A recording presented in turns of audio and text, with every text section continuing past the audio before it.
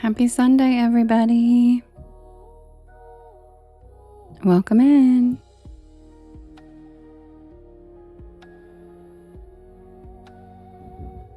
Welcome in, everybody. My name is Devin, and this is Porch Lore. And I tell spooky bedtime stories to help you relax your nervous system and fall asleep. And I'm here every single night from 10 p.m. Eastern Standard Time until about 1 in the morning.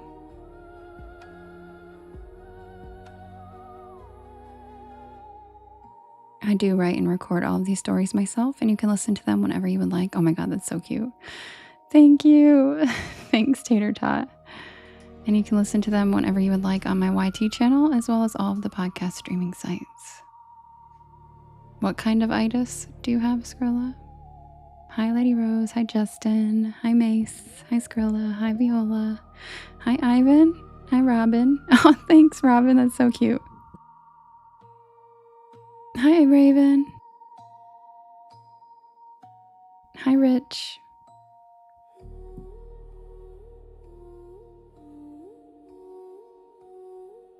Hi, Holly. Hi, Amanda.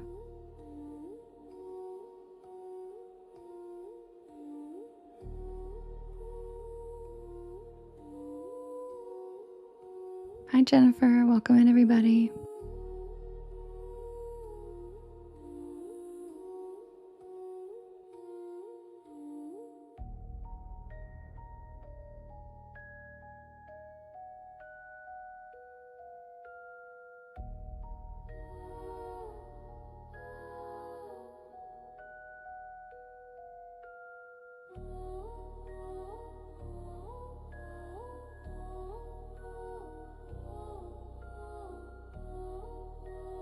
I know, right, Millie? Hi, Millie. Hi, Laura.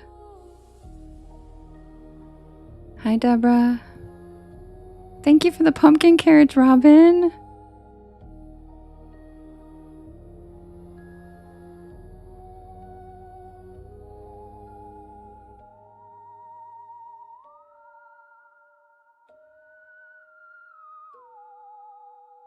Thank you for the cozy cryptids, Laura. Thank you for the cozy cryptids, Jake. Happy Sunday, everybody. I hope you guys had a good weekend.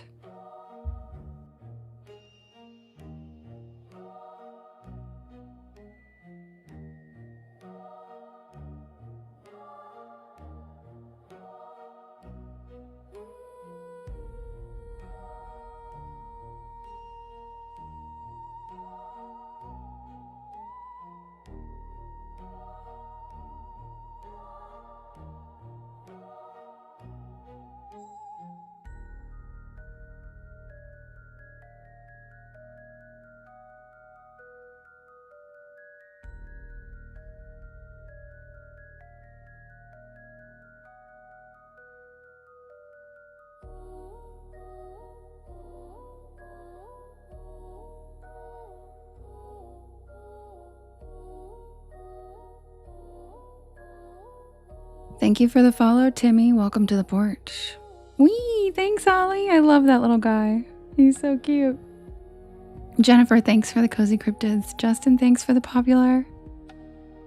I know, Rich. I love Jimothy. I'm obsessed with him. He's the cutest thing I've ever seen in my life. He didn't grow on me. I saw him and instantly was in love. I was like, give him to me right now. Let me hug that baby. Thank you, Deborah. He's so cute. And I'm obsessed with raccoons anyway. So it was just a recipe for me to be like, oh my God. Oh my God. Plus, it actually got me thinking. He has spinal, I can't remember the term for it, but he has a spinal disorder or mutation, okay? Disformity, whatever you want to call it. And any animal can get it. Yes, raccoons are so freaking cute. I love them. And any animal can get it. So, yeah, instantly. Yeah, Belani, 100% instantly love. And so any animal can get it. So this is what had me thinking. You know the reports from like 1892, there was a report, and that's how a lot of cryptids started, right? Well, it had me thinking that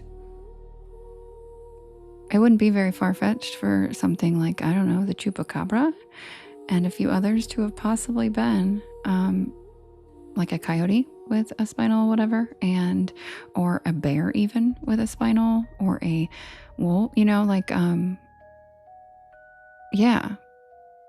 And I am all for believing in this stuff, but I am also for the science of it.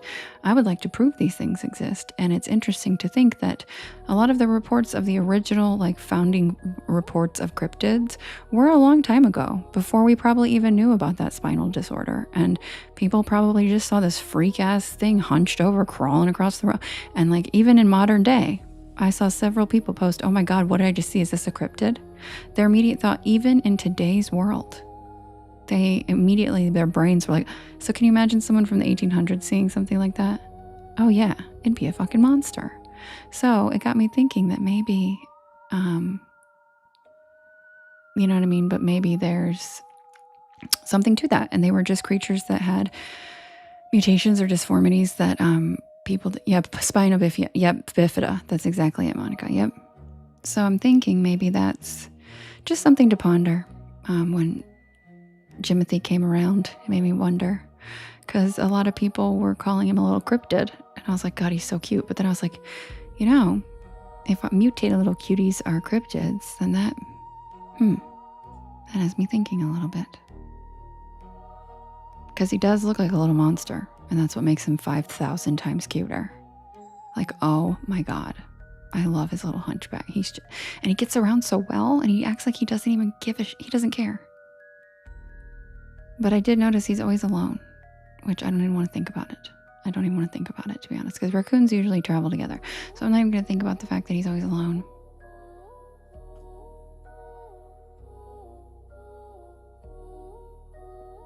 Who, Eric? Raccoons? Yeah. They really are. They're so cute. No, Voldemort's a fictional character. I know what will be. I'm not going to think about that. Yeah, I know, Lonnie. I was like, nope, we're not even thinking about it. They did not shun him. He's got best friends. They were just sleeping, because he was out during the day. And it's a myth that if you see a raccoon out during the day, they have rabies. That's not true, as you could see by Jimothy. But, he was just kicking it. He's moving and shaking.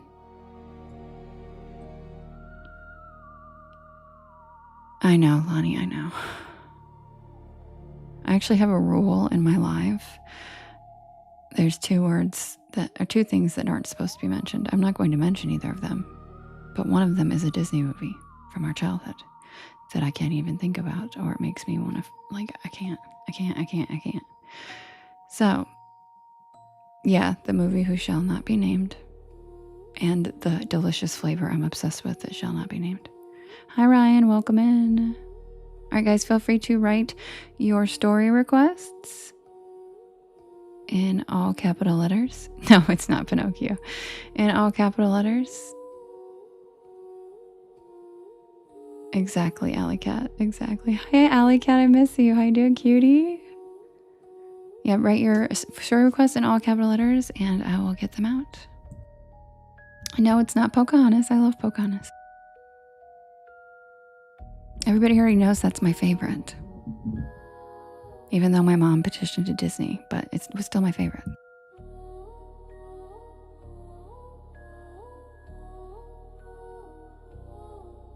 Thank you, Skrilla.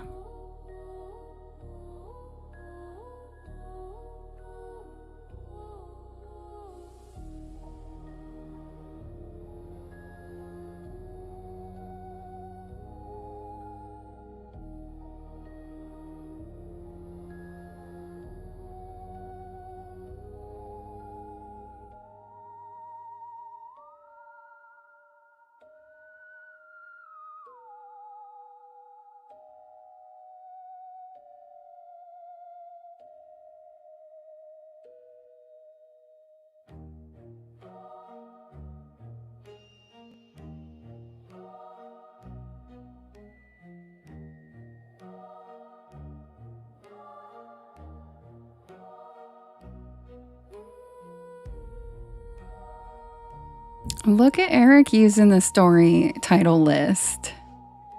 Look at that. Thanks, Eric. That's sweet.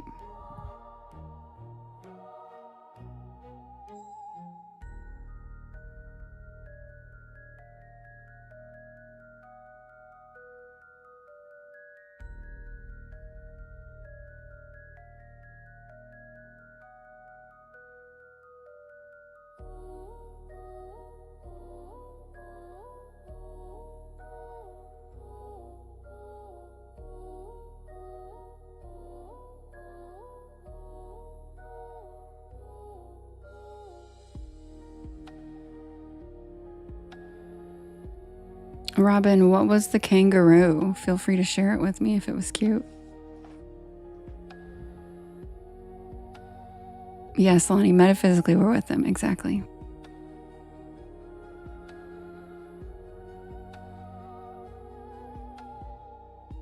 Hi, Crystal. Hi, First Light.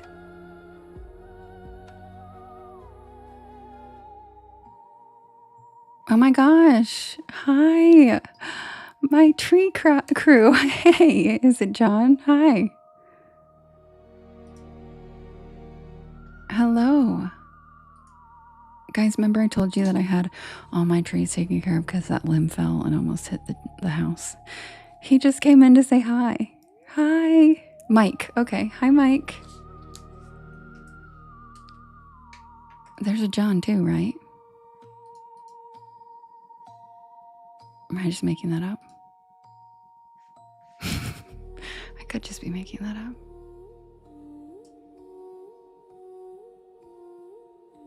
Yes, welcome in. Thanks for coming. Hi, Megan.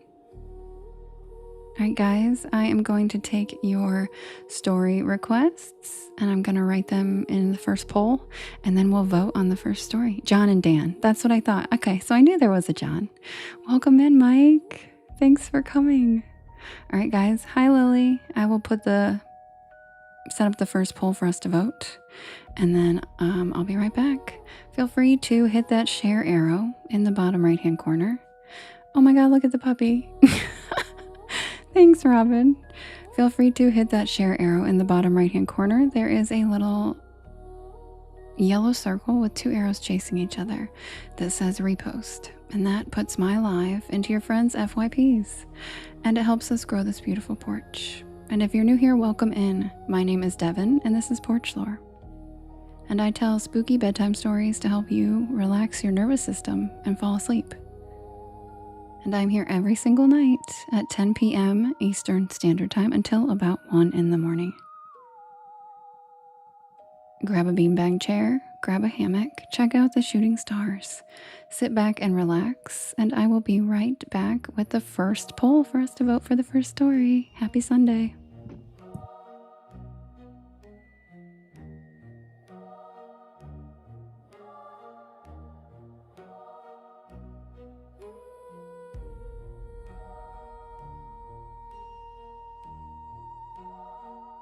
Hi, Bree.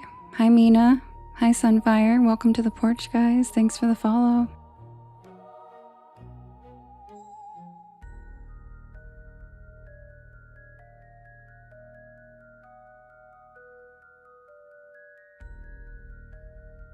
Thank you, Millie. Thank you, Heather. Thanks, Bisbee.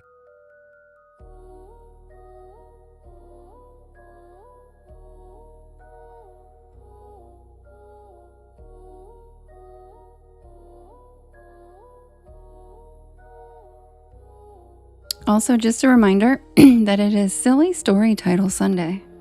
So I use silly titles that you guys aren't going to recognize. If you are new here, no, this is not my normal titles. So please don't judge us based off of our silly story title Saturday and Sundays because they're a little unhinged. So, hi Mary, I miss you too. Welcome back, cutie. Hi, Jonna. All right, guys. I'll be right back.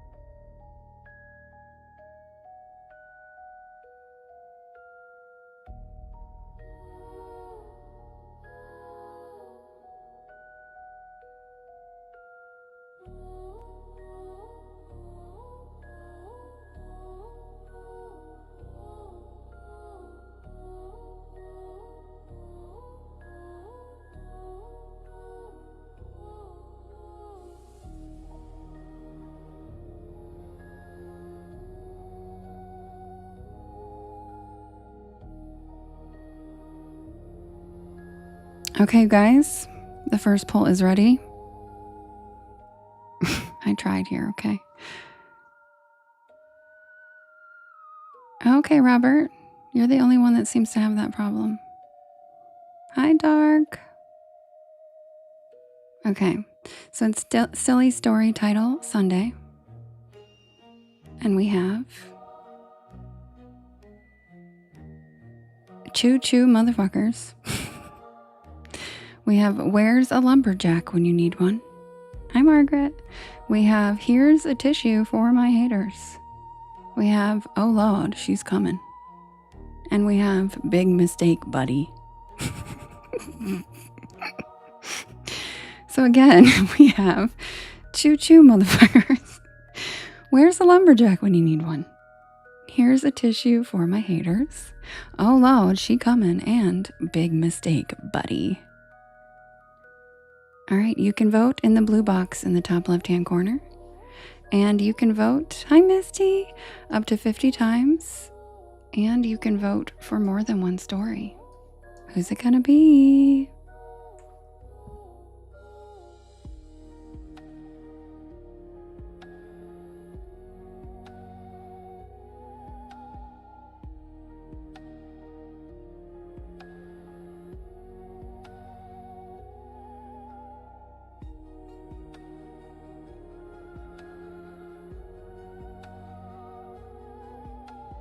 True, Skrilla, true. I couldn't think of another funny name that quickly, so I had to go with something else.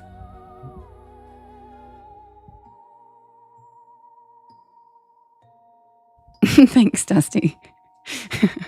I make myself laugh a lot because I'm ridiculous.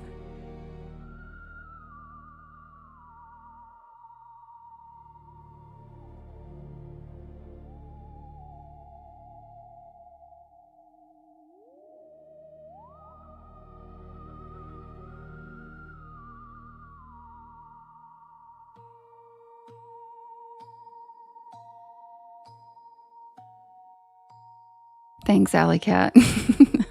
I love your brain too.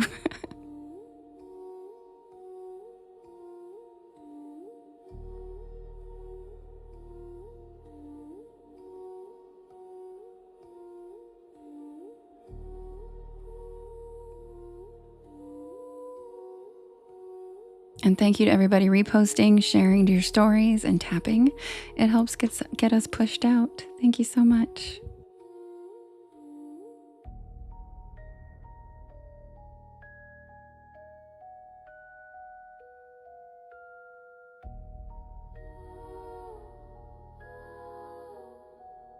JK, thank you for the adorable butterfly metamorphosis. I love that gift. So cute.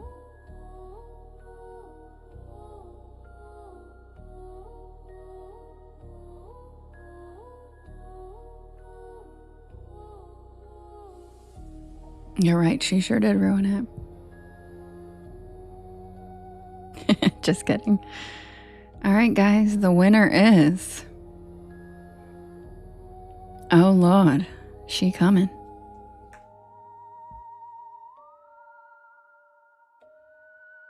I wish Lovely was here. She's been dying to know what story this is.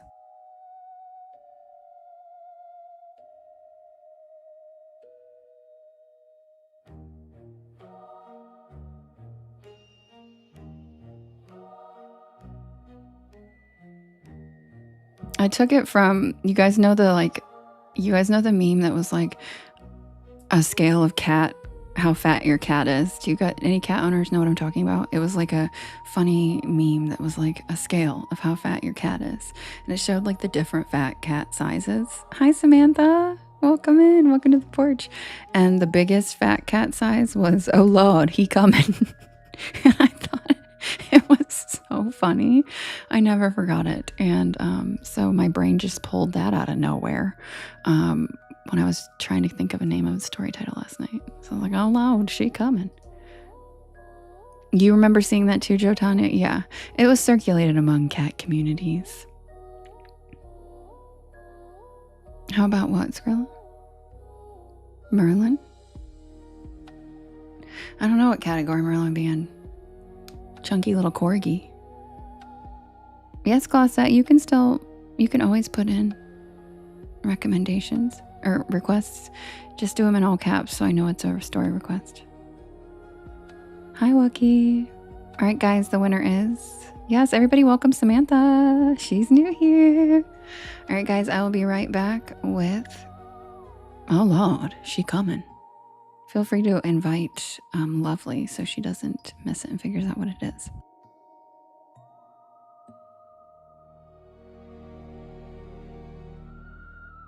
Okay, Glossette, I wrote it down.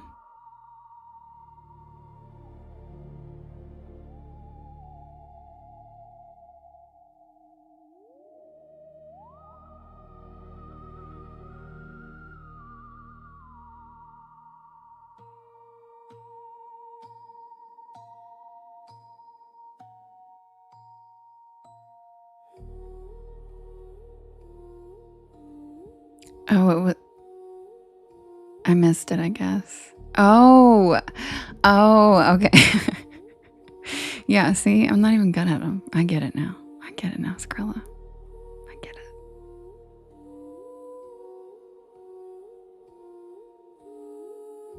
The fat rabbit.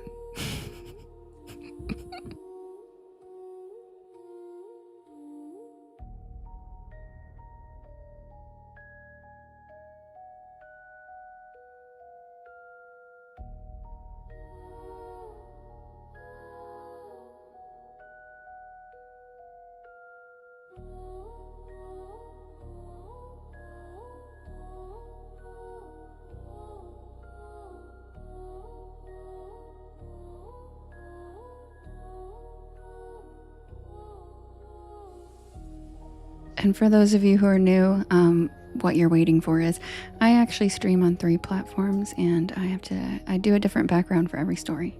So I just am pulling up the background and the scripts on all of them real quickly. So just so you guys know, that's what the in-between part is. But our community is so amazing that you will never sit there bored. Be right back.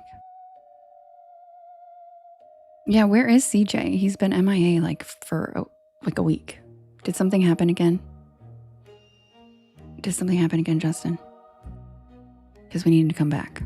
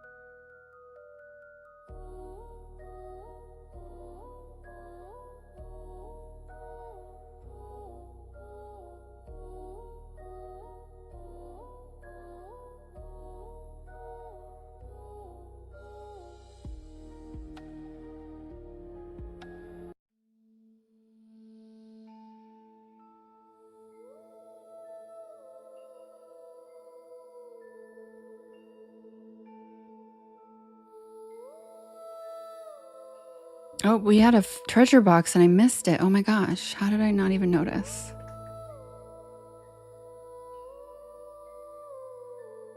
Thank you, guys.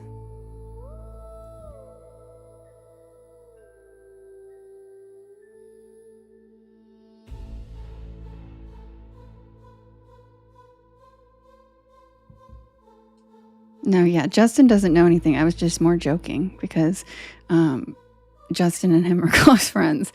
And I just meant did something happen to CJ?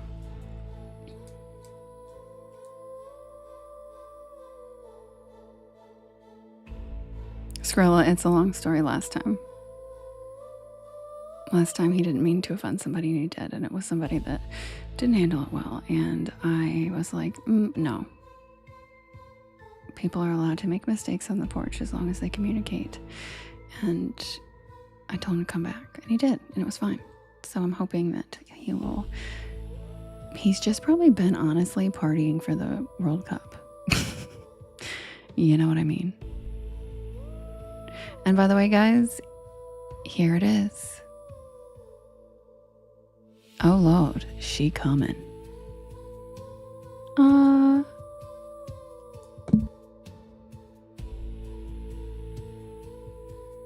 Skrilla, yeah, CJ and I we have that banter. That's not why he isn't in here. CJ and I have literally talked shit to each other for over a year. And I always tell him to stop.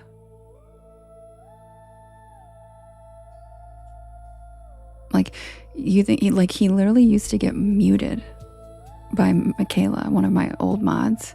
She used to mute him all the time. So that is not why he's not coming in. He knows I love him. I've made it very clear.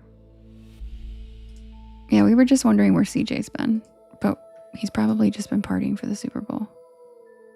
Yeah, he's been coming in, saying hello and leaving, but I want him to stay. Because he's been coming in and saying, hi, bye. Like the other night he said, I just wanted to come in and say hi, bye, Diva. I was like, hi, bye. But I want him to come and stay. We love it when he hangs out. Justin said, maybe he's mad that Canada's better than USA. Oh, I said Super Bowl? I meant World Cup. Whatever. Fucking big ass sports shit. Oh, nobody dipped. We were just talking about how CJ came in and said, hi, bye yesterday. And I wish he would stay longer. Whatever, one of the sporting events. I don't care. Viola, thank you. Whee!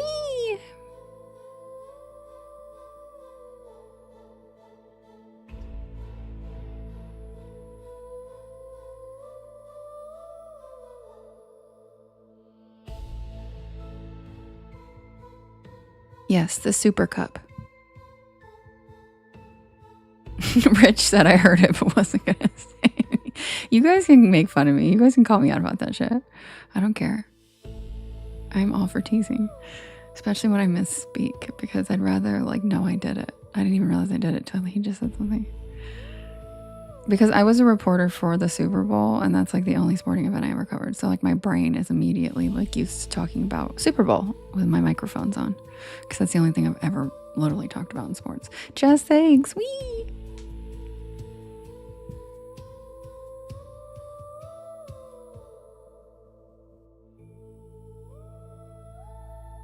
And nothing pisses guys off more than someone who doesn't give a shit about sports getting to go to their super duper sporting event of the year. I'll tell you that right now.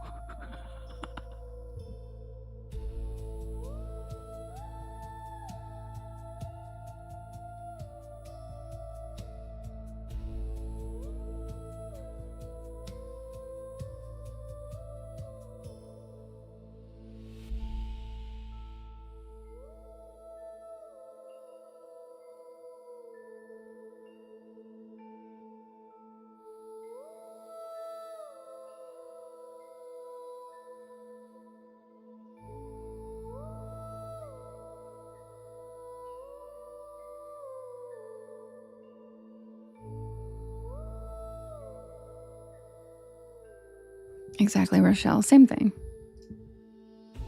Rachel, thank you for the Merlin Treat Fund. You're so cute. Submitted for the approval of the Porch Palace Society.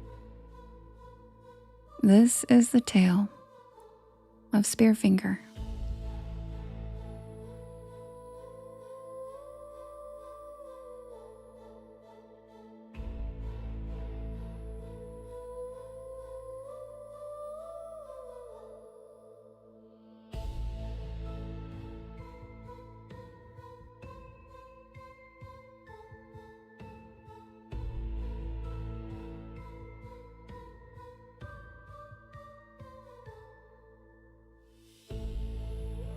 People talk about the Great Smoky Mountains National Park like it's beautiful, peaceful, spiritual, and it is.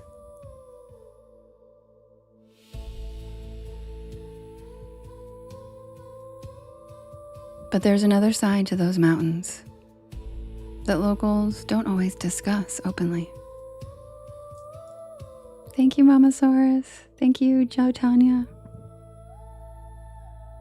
The Smokies are ancient, older than every other mountain range on Earth.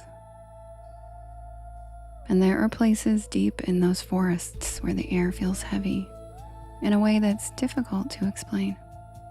No, Glossa, I did the intro. The fog settles low between the trees. Sound behaves strangely in the valleys. And entire sections of forest can go unnervingly silent without warning. Long before the national park existed, Cherokee communities lived throughout the region, and many legends were tied directly to the mountains themselves. Thank you, Tracy. One of the most feared stories was the legend of Spearfinger, known in Cherokee tradition as Untlunta. According to the old stories, Spearfinger was a terrifying shape-shifting entity with stone skin and a razor-sharp finger made of obsidian like rock. She could disguise herself as an elderly woman and lure people close before attacking them. Unlike other monsters from folklore, Spearfinger wasn't described as wild or animalistic. She was intelligent, patient, manipulative. The stories often warn travelers not to trust unfamiliar voices in isolated mountain areas because Spearfinger could imitate human behavior. Most people today treat the legend like a mere campfire tale. Thank you, Miss Mystic. Thank you, Tracy. And I used to think the same thing. But then I went to visit my friend Christina in Knoxville. Hi, Queen Loyal. Christina had only been living in Knoxville for a while. She had located for work, and she had fallen in love with the Smokies almost immediately. And I have always been obsessed with paranormal stories, cryptids, and Appalachian legends. And ever since Porch Lore took off, Christina had kind of gotten into it too. The first night I arrived, we stayed up late talking on her apartment balcony while warm summer rain rolled across the city in the distance.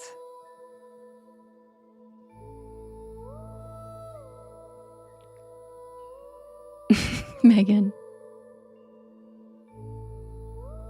Thank you, Rachel. Say hi, Songbird.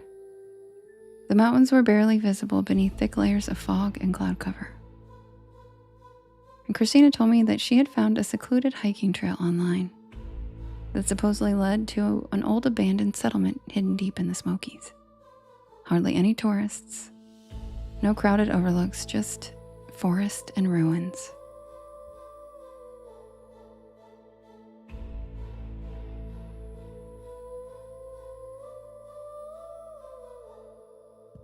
The next morning, we left before sunrise and drove east toward the mountains while mist drifted across the roads in pale ribbons.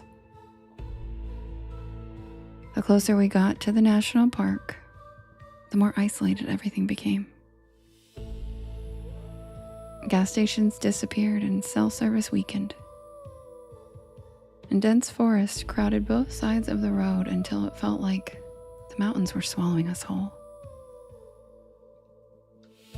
Eventually, Christina turned into a narrow gravel road leading toward a nearly empty trailhead, hidden far away from the busier parts of the park. The second I stepped out of the car, I noticed how quiet it was here. We started hiking shortly after sunrise. The trail wound through enormous hemlocks and moss-covered boulders, slick with moisture from the constant mountain fog. Sunlight barely reached the forest floor in places, and everything smelled like wet bark and pine. About an hour into the hike, we encountered an older Cherokee man sitting beside the trail near a small stream crossing. Thank you, Mr. Grimm. At first, he seemed friendly enough, nodding politely as we approached.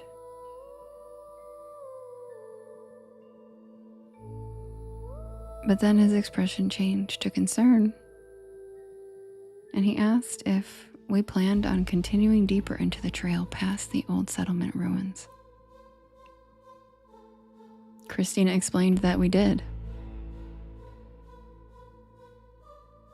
The man grew quiet for several seconds before warning us that certain areas deeper in the Smokies were avoided by locals for a reason.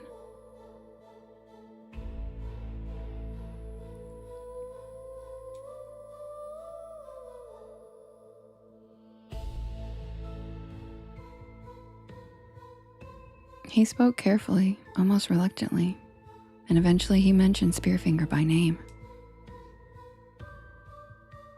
Thank you, Rachel. Thank you, Joe.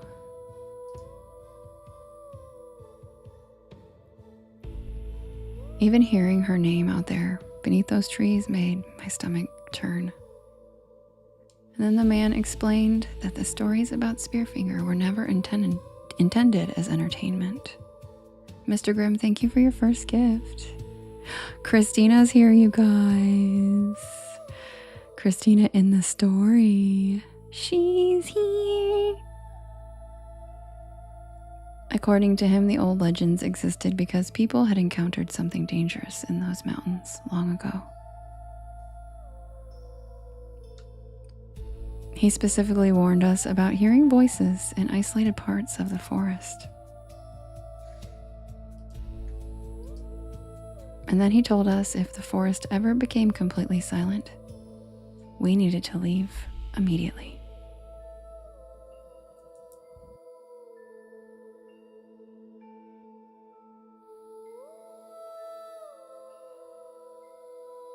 Christina and I exchanged nervous glances, but once we continued hiking, we mostly laughed it off. It felt eerie in the moment, but we assumed he was just trying to scare off some too obvious tourists fascinated by folklore. It wouldn't let me pin Christina. That's annoying. The trail grew steeper as we climbed higher into the mountains, and fog drifted heavily between the trees now. So dense, it completely obscured the woods ahead of us.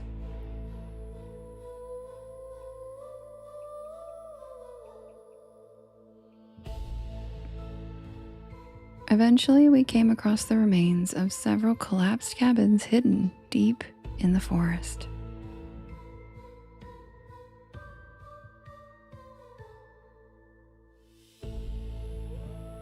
The place felt wrong immediately. The ruins looked ancient, half swallowed by moss and vines.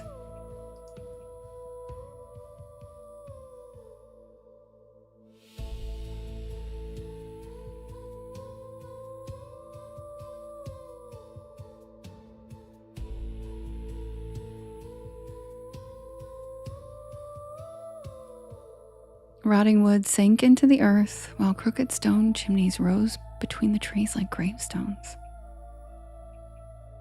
Then the woods went silent, completely silent.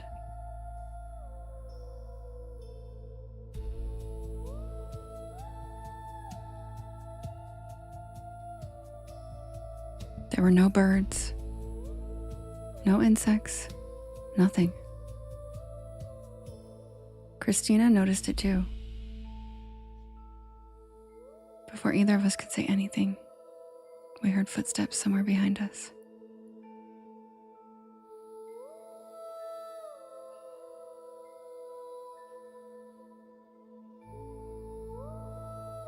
They were slow, heavy, and measured. They weren't an animal. These were human footsteps. Thank you, John. We both turned toward the sound simultaneously. But at first, I couldn't see anything through the fog. And then a shape slowly emerged.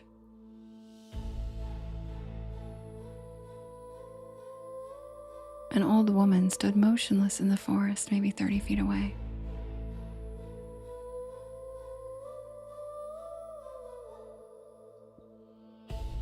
She wore long gray clothing, stained dark around the edges, and her white hair hung in tangled strands around her face. At first glance, she looked frail, but then I noticed her hand. One finger was impossibly long, dark gray, sharp at the tip like chipped stone. The old woman stared directly at us without blinking. Christina whispered that we needed to leave immediately. We started backing away down the trail, and the woman took one slow step toward us. Even from a distance, we could see her smile widening unnaturally across her face. She continued watching us while the fog drifted around her legs.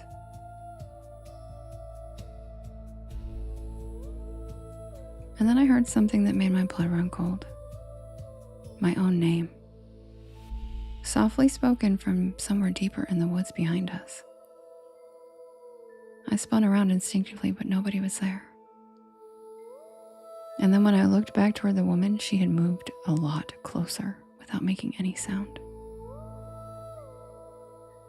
And that was when Christina grabbed my arm and started pulling me down the trail quickly. The footsteps followed almost immediately behind us. Thank you, Latina Mamasaurus. Perfectly matching our pace. Every time I looked back, the old woman seemed closer than before, despite the fact that we never ever saw her walking toward us.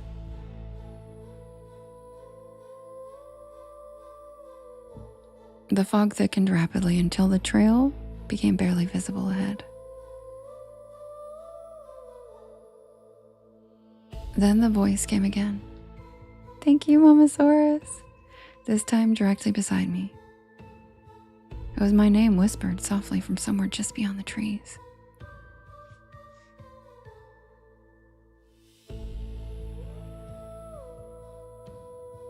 I turned and I saw the woman standing only a few feet away in the woods.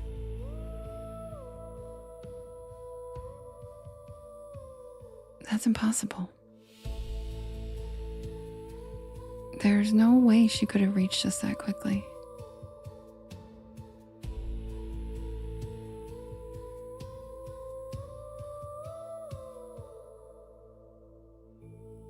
Now that I could see her closer, she looked less human.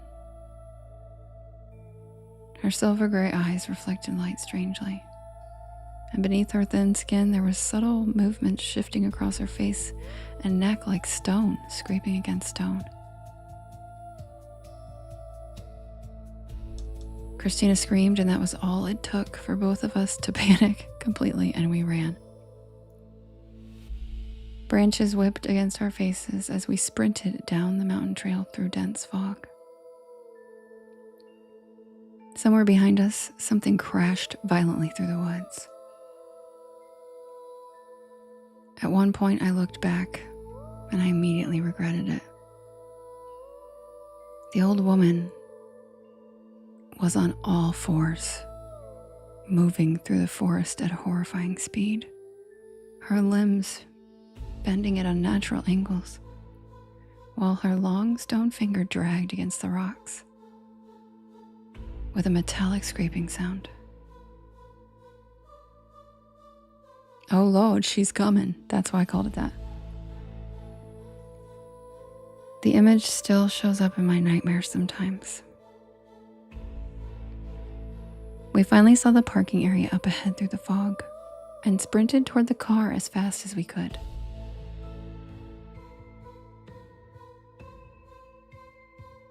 The second we reached it, I turned around one last time. And the woman stood motionless at the edge of the trees, watching us and smiling. Christina reversed out of the gravel lot so fast we nearly slid into a ditch. Neither of us spoke much during the drive back to Knoxville. Yeah, that spear could have busted a tire, Christina. You're absolutely right. Hi, Halls. That night, neither of us slept. We stayed up all night reliving the experience, trying to make sense of what happened. Around 2 in the morning, I walked into Christina's kitchen for water. And as I passed the window above the sink, movement outside caught my attention. An old woman stood beneath a flickering parking lot light near the edge of the apartment complex. It was her, completely still, just watching the building. Same tangled white hair, same unnatural posture. I called for Christina to come into the kitchen, and she rushed into the room moments later. But by the time we both looked outside again, the parking lot was empty. Still, neither of us spoke while Christina quietly locked every deadbolt on the apartment door. I drove home 2 days later. Christina said she still sees that old woman along the border of the woods outside her apartment. And every time she tries to approach her, she just disappears into the shadows. So, be careful where you wander out in the woods, and who you come across while you're wandering. Because looks can be deceiving. And that's the tale of Spearfinger, featuring one of my best friends since high school, Christina, and she's in here. Hi, Christina, I love you, Yanni. Thanks for coming to say hi. Hi, Connor, welcome in. Yeah, that's why I said, oh, Lord, she coming, because that's what I named it for Silly Story Title Sunday, because she runs on all fours, you guys. Like, what? All fours? I don't think so. I don't think so. I don't think so, lady.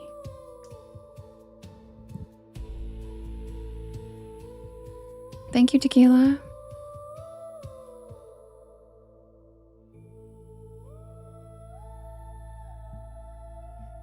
Wait, you see that old lady every time you take your dog to the woods? Where do you live? Do you live in Appalachia?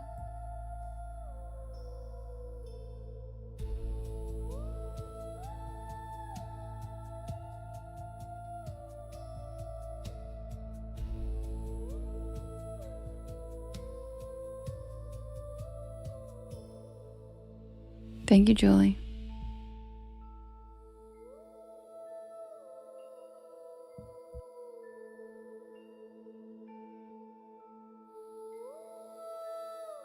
That's so funny. No, I'm from England. Just an old lady, not that one.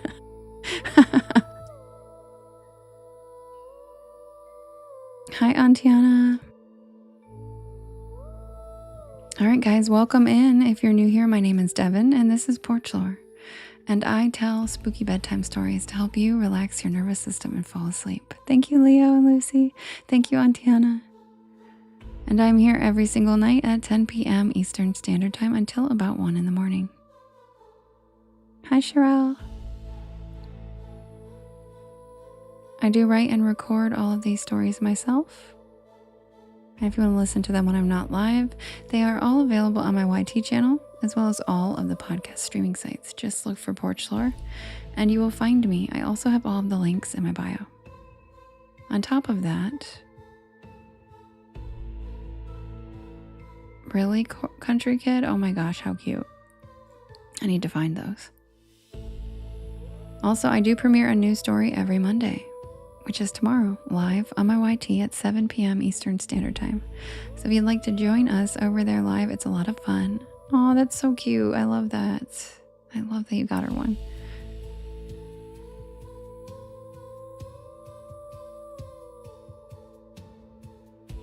Oh, Christina. Yeah, hers is the ancestors. The ancestors.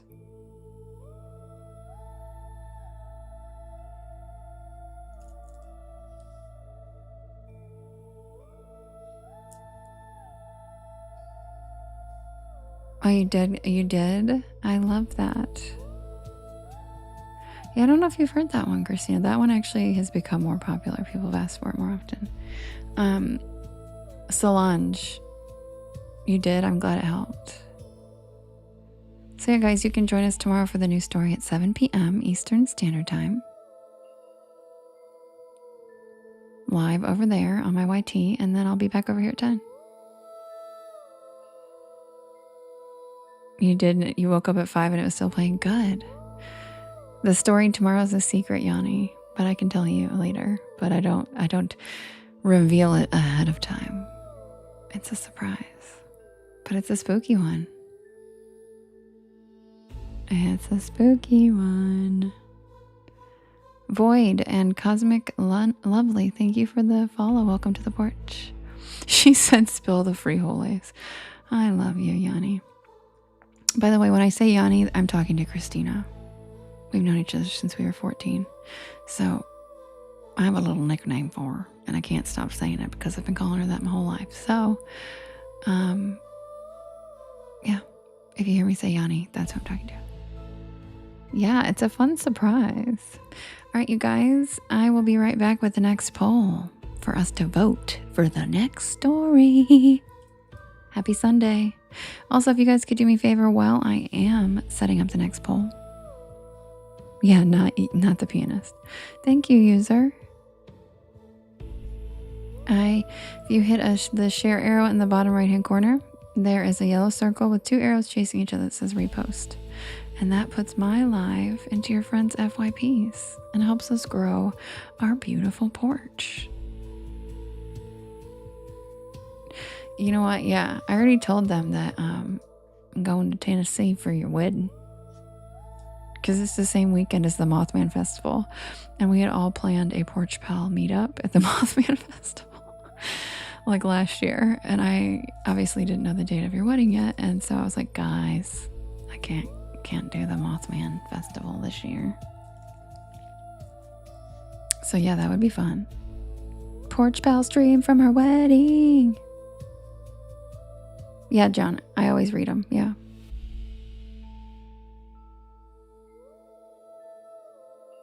Hello, Archangel Michael. How are you? And yeah, Yanni, that's a good idea.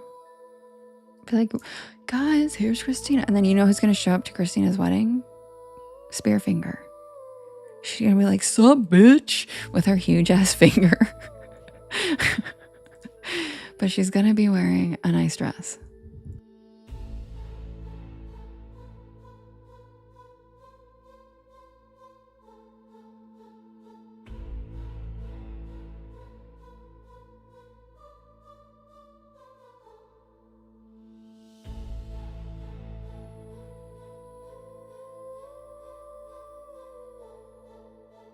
Yeah, Decky.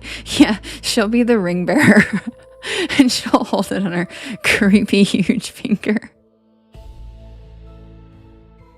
Oh, Chedsy, I love you. You're so sweet.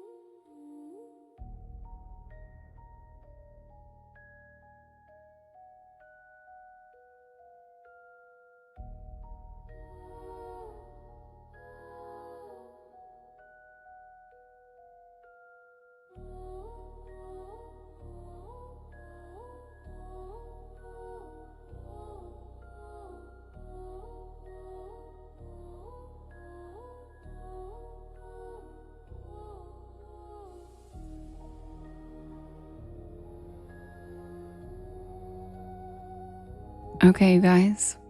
The next poll is ready, and it is Silly Story Title Sunday. And we have... Hi, Namie. We have Choo Choo. Hi, Kim. We have Choo Choo Motherfuckers. We have Where's the Lumberjack When You Need One? We have Big Mistake Buddy. We have Freaky Fluffer. And we have Get the Fuck Out of the Way.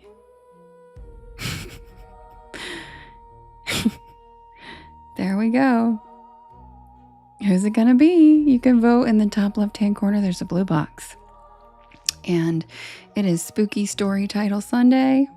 Silly Story Title Sunday. Thanks, Yanni. I have a hard time coming up with them. We have Choo Choo Motherfucker. Where's a Lumberjack When You Need One? Big Mistake Buddy. Freaky Fluffer. And Get the Fuck Out of the Way. Who's it gonna be, guys? I should put Move Bitch, but hindsight's 2020. Dog said, gotta watch out for those fluffers. Exactly. Big mistake, buddy. I know, Christina. Big mistake, bucko. Butteroni.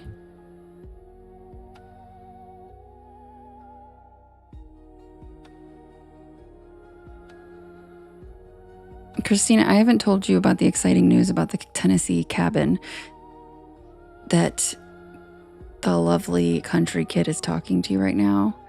I haven't told you about the cabin. It's very exciting.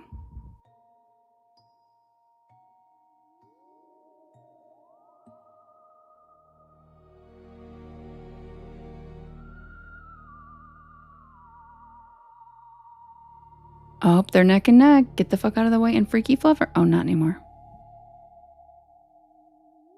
I love that idea, though. Cassie's so cute. Yes, Christina, there's going to be a Porch Lore themed cabin. They're doing spooky cabin, Airbnb cabin village in Tennessee. And they messaged me and asked if they could do a Porch Lore themed one. And I cried about it. I was like, of course you can. Oh my God. And it's in Tennessee. And yes, we're definitely going to go stay. And we're going to tell everybody about it. We're going to promote the hell out of the place.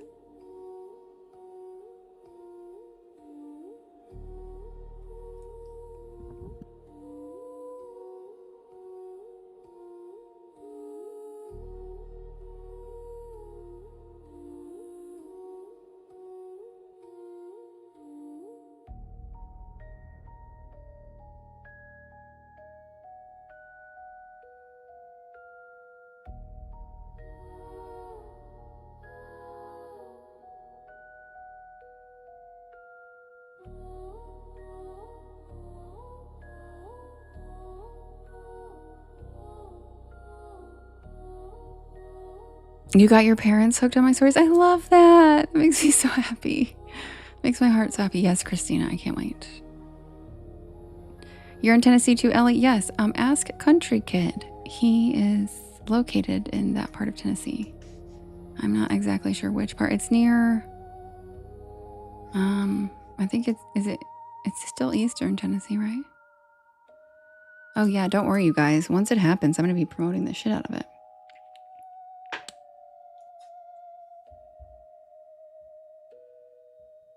Christina, how do you know that?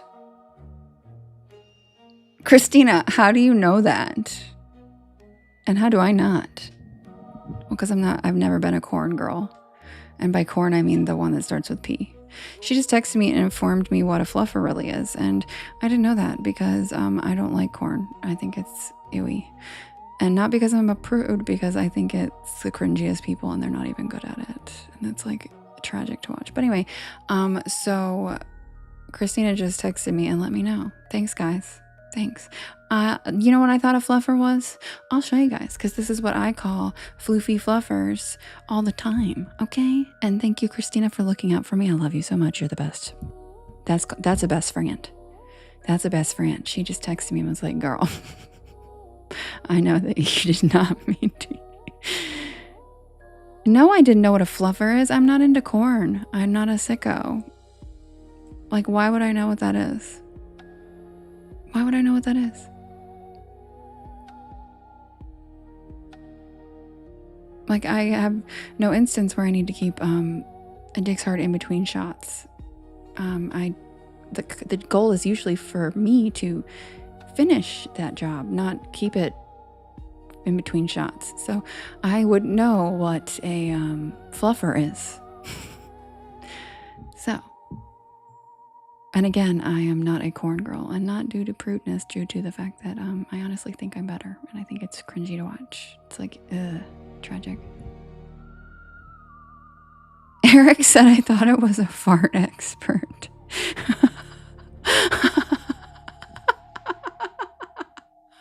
See, thank you, country kid. That's what I'm referring to. A fluffer pupper. Thank you. Because my mind's not in the gutter like everyone else's. Because you really can't use any words. There's a box, a cat, a taco, a fluffer. I mean, everything's a sex word, guys. And so, you know, I'll just say what I want. And this is the freaky fluffer. The tale of the freak. Yeah, Christina doesn't watch corn either. She learned it from a comedy show. She learned about it from a comedy. And you guys are free to watch corn. I just personally am not a huge fan of corn.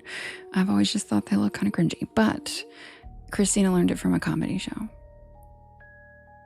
So I need to watch this skit and learn more about it. She's going to send it to me. Thank you, mermaid. Well, and the thing is I'm in the minority.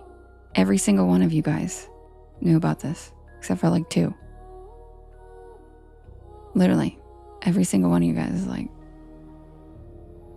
it's probably New Girl. I would assume so. She just said I learned it from a comedy show.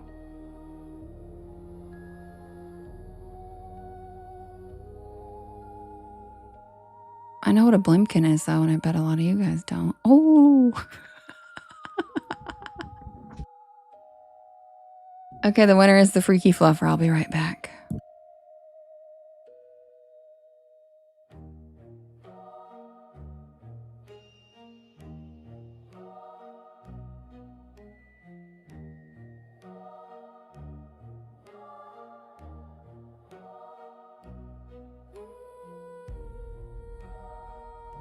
Thanks, Kim. Thanks, Kim. Hi, Scarlett.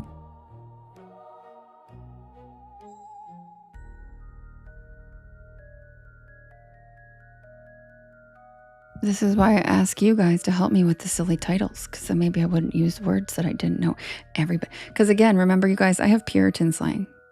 I'm like, I lit the candle at both ends. I don't know this modern slang. I am 700 years old. You guys have to help me out, okay? Remember. See, Christina said definitely was the New Girl episode. They all said the same thing, Yanni. They all said the same exact thing. And I love that show. I must have missed that one.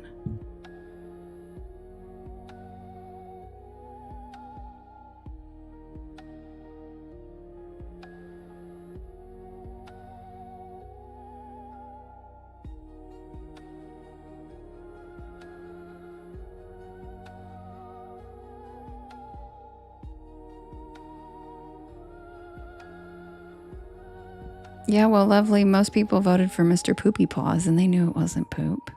They just picked the funniest titles.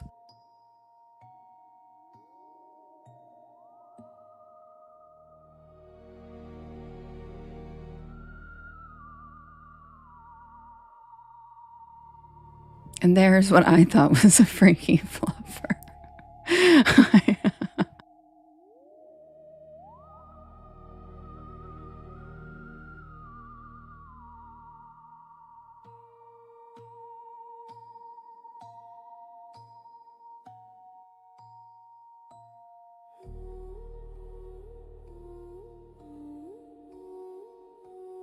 Hi, Rocky Mountain Fairy.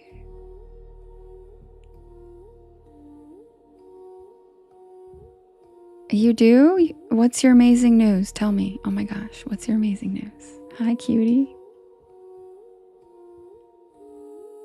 Yeah, me neither, Scarlett. But apparently everybody learned it from New Girl, so. Deborah, I love that. That's exactly the point, is to just vote. But I love how Christina has my back. She's like, girl, I need to help you out. Yeah, we love good news. Rocky Mountain Fairy, what's up? Hi, Lauren. Thank you. Oh, thank you for the cake. Melissa, thanks for the rainbow slide. Thanks for the confetti, Tara. Deborah, thanks for the funny.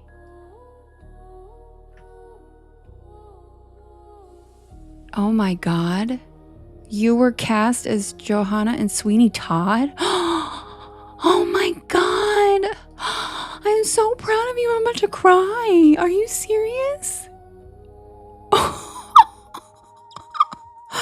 Oh my God. Do you guys remember my amazing friend that I send you her live and she sings like a goddess? She literally sings like a professional Broadway performer because she is.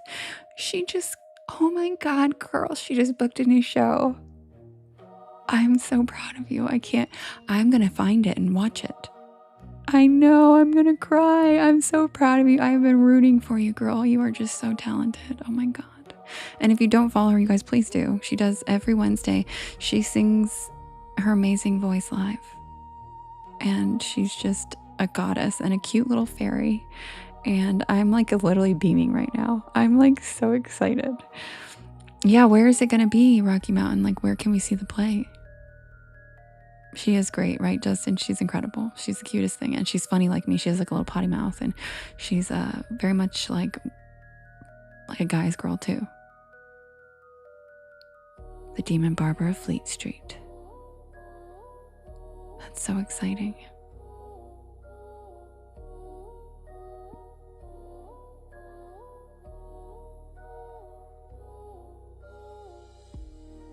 Yes, guys, follow her. She's amazing. Okay. I'll be right back. Quick swig.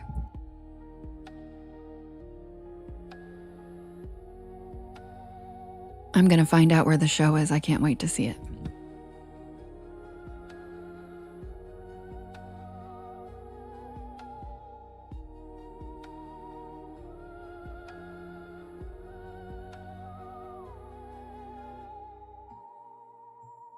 Oh my gosh, and I used to live in Colorado. Damn it. Damn it.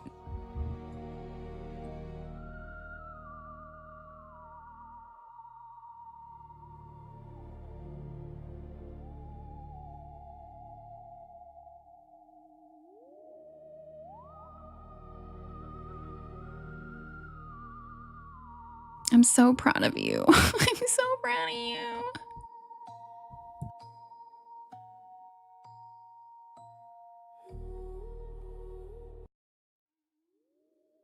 Girl, you deserve it. You deserve it so. Are you kidding? You deserve this. You are so amazing and you've worked so hard. Doesn't matter if you've taken a break, you deserve this. I'm so proud of you. Oh my God. It's in Brighton, Colorado, Vesuvian.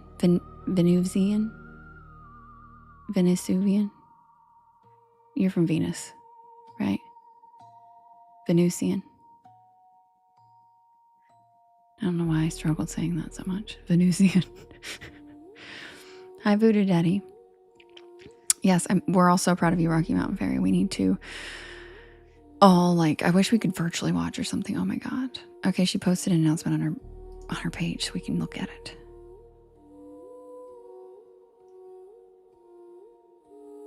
Can't wait. Hi, Seabass.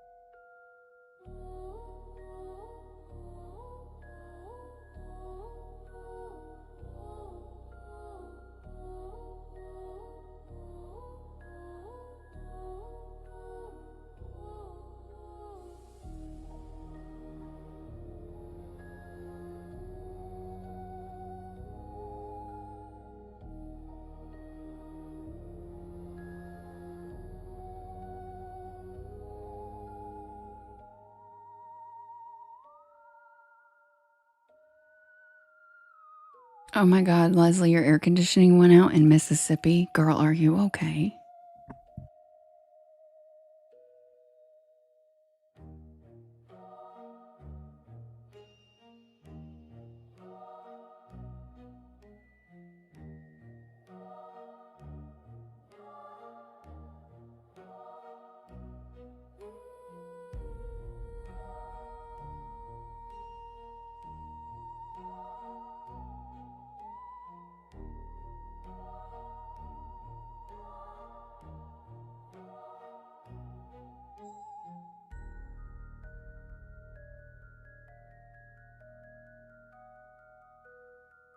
Ooh, Melissa's been camping. Perfect. Yeah, perfect.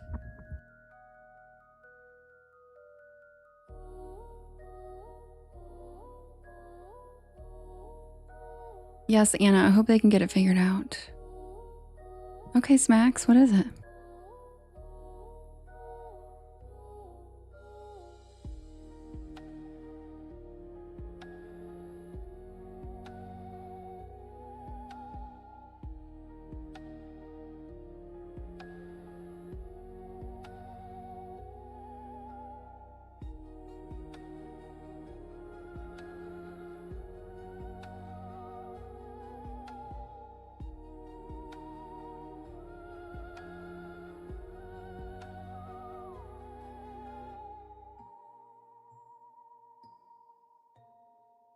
Kim, I'm cackling.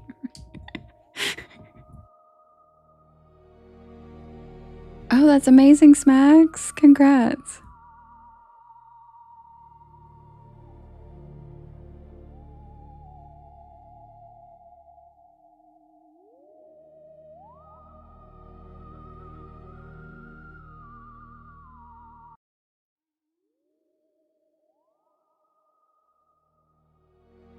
Sweeney Todd is such a cool, spooky ass play, too. Like, what an amazing play to land. I'm so proud of you.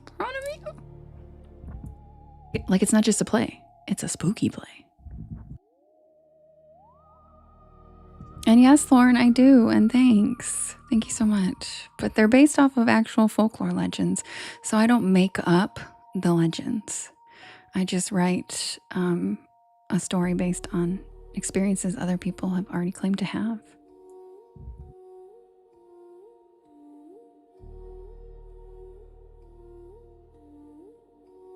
As a kid, Anna, how old are you?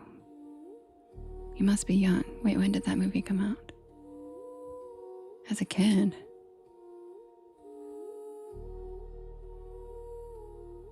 Your in-laws are going to be like, wait, they don't like spooky stuff? Wait, oh. When did that movie come out? Oh, really, Millie? Oh my God, see, Rocky Mountain, look at that. You are playing an iconic character. Yeah, Dinah, that's perfect. How you doing? Welcome back, Lowrider. We missed ya. Long time no see. That's so funny, Millie. I love that. Yes, you should be giddy, dude. You should be so proud of yourself. It was 2007. Okay. Yeah, so you were a kid. What do you mean a kid? Was there another one? Hi, Joker. Hi, third gear.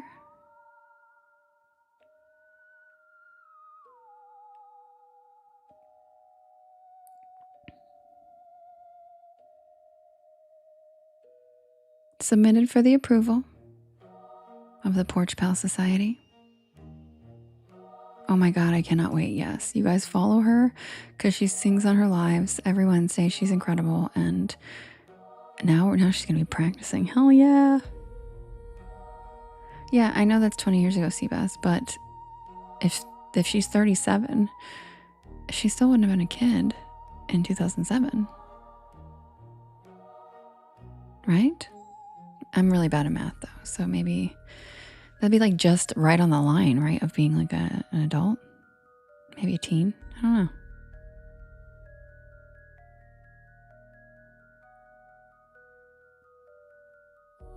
Submitted for the approval. Hi, Moon, of the Porch Pal Society.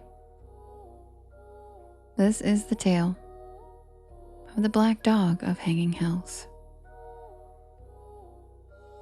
Well, yeah, lovely, but you could have had your daughter in like '01. That doesn't mean that's, do you know what I'm saying? But I guess like you had a daughter in '05, which means we were not children in '07, right? I mean, assumingly. I don't know. You remember watching it when you were 8 or 10? Huh. Lovely will figure it out. She's good at that stuff. See, I knew it. I knew it. See, she already sent a thing. See? I knew it. I love her so much.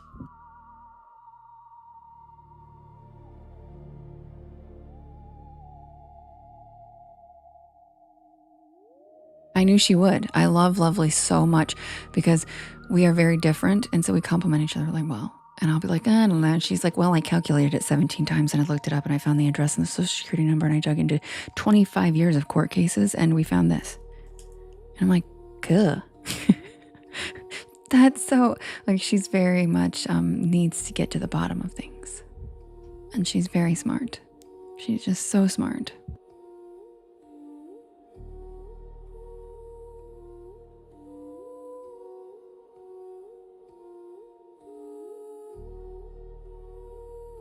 She said, I'm trying to get in the shower and y'all got me doing math. It's because you're too smart, Lovely. You can't help it. You can't help yourself. Hi, Thay.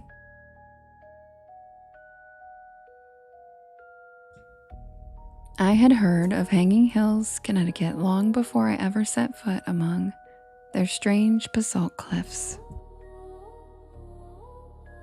Hi, Luigi. There is a starkness to the way the ridges rise from the landscape. Jagged black stone carved by ancient lava flows and glaciers, layered like broken teeth jutting skyward. Travelers once wrote of the place in almost reverent tones, describing it as both beautiful and oppressive. It was in those same ridges that people whispered about something darker. A black dog that appeared without warning, silent and watchful, pacing travelers along cliff edges and forest trails. I had read enough to know that this was no ordinary ghost story. The people of Meriden had a saying, one carried for more than a century. To see the black dog once was good luck. To see it twice meant misfortune, but to see it a third time meant death.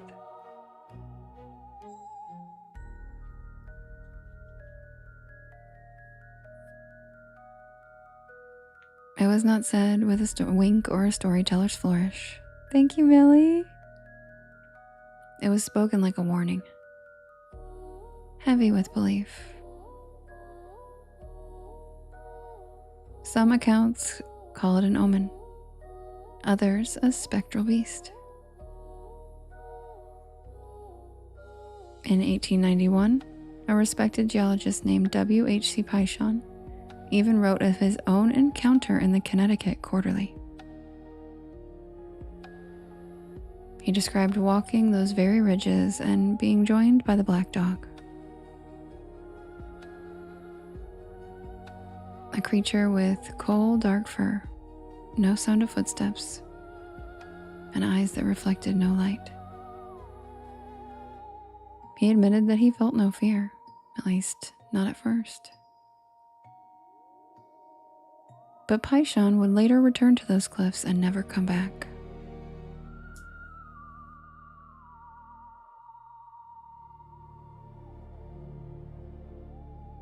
His colleagues wrote that he felt his death from West Peak, and many locals muttered that the black dog had been seen with him for the final time.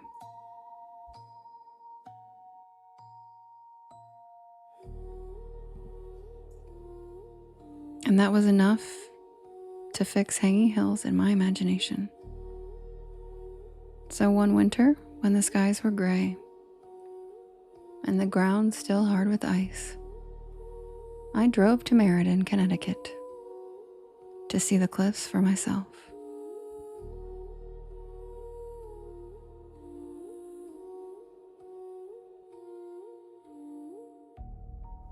The day began uneventfully.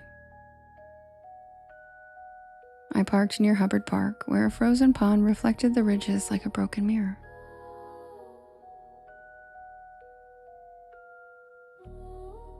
I followed the trails that cut steeply upward, past bare trees rattling in the wind.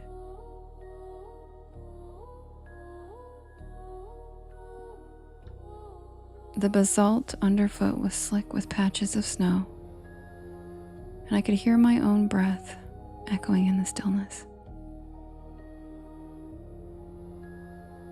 The higher I climbed, the more the world below seemed to fall away, leaving me alone with stone, ice, and the sky.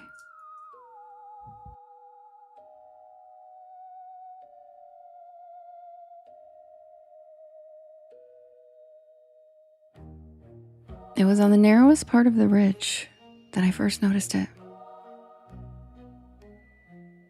A shape in my periphery, and when I turned, I saw a dog.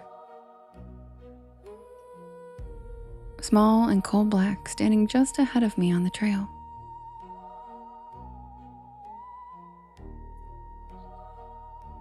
Its fur was so dark it seemed to swallow the pale light of the overcast sky.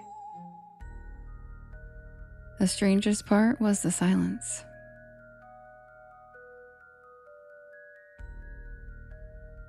No crunch of paws on snow. No sound of breathing. The dog didn't approach, nor did it retreat. You like that, Kim? That was just for you. It simply trotted a few paces ahead and then stopped to look back at me. I pulled that one out of the archives for you, Kim. Its eyes did not glint or shine, but they fixed on me with a stare that felt almost human in intensity. I should have felt fear, but instead I felt a strange calm, as though the presence of the animal was expected. I followed it up the trail, and whenever I slowed, it slowed. When I pressed on, it matched my pace. It led me higher to where the cliff opened into a rocky overlook above the valley. And that was where the storm struck. It came suddenly, rolling over the ridge like a living wall. Good night, Anna. Sweet dreams. The wind rose with a shriek, lashing through the skeletal trees. Snow fell in a blinding curtain, erasing the trail, the valley, even the horizon. I wrapped my coat tight and I pulled my scarf over my mouth. But the cold was merciless, cutting into me like blades. Right? Can I pet that dog? The black dog remained. It stood at the cliff's edge, tail lifted, body rigid against the gale. It did not flinch when the wind howled, nor when the thunder cracked like a cannon overhead. It merely turned its head as if signaling for me to follow.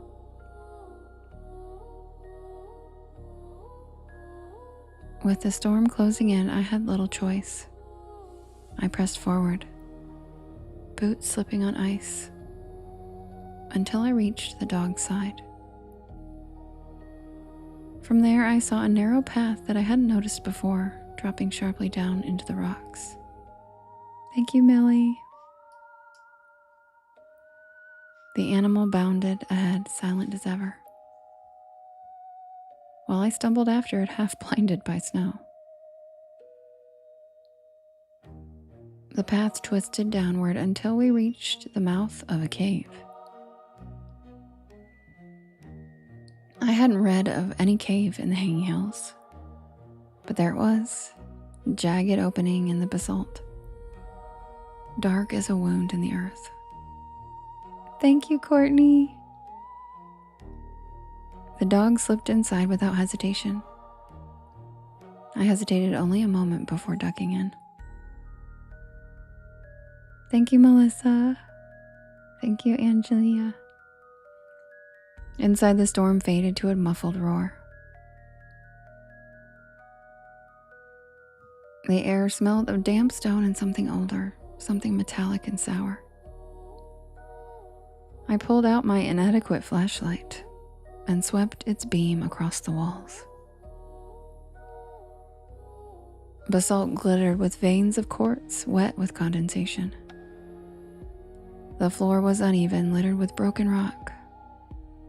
And then I saw them. Scratches. Hundreds of them, gouged deep into the stone.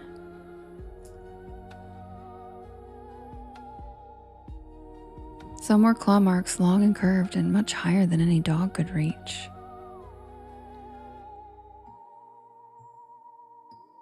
Others looked almost like symbols, crude spirals. The light trembled in my hand as I turned in a slow circle. The black dog stood a few feet away watching me, its gaze unblinking. That's okay, fairy witch, I know, I understand. It's cute that you did your own. For the first time, fear struck me. It was not the ordinary fear of being lost or trapped. It was the feeling of standing on the edge of something vast and ancient, something that had seen me long before I saw it.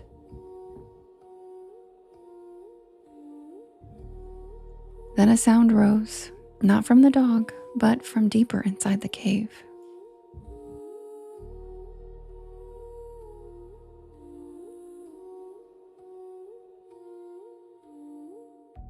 It was a low, resonant growl. The dog moved, and it stepped closer to me, and it sat at my feet. Its black fur brushing against my boots, but I felt no weight, no warmth. It was as if the creature were made of shadow. The growls in the cave swelled into something inhuman. My inadequate flashlight flickered, and in that moment, I saw shapes moving along the walls. I wanted to run, but the dog would not move. It sat like a sentinel, protecting me, unyielding, while the shapes pressed closer.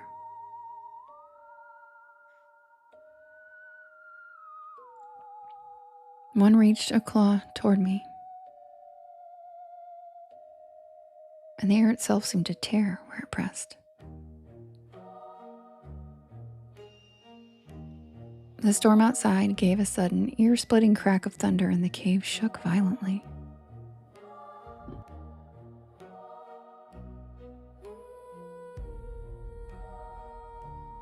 Snow blasted into the entrance, scattering ice crystals like glass.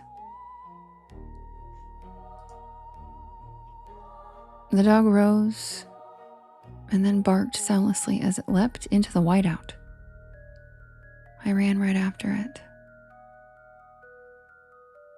Thank you, ex-wife. Welcome in. The cold hit me like a hammer, but I didn't stop. I stumbled down the slope, blinded by snow, guided only by the flicker of black fur ahead of me. The storm howled in my ears, drowning out every other sound until, at last, I burst from the ridge into the shelter of the lower woods. And just like that, the dog was gone.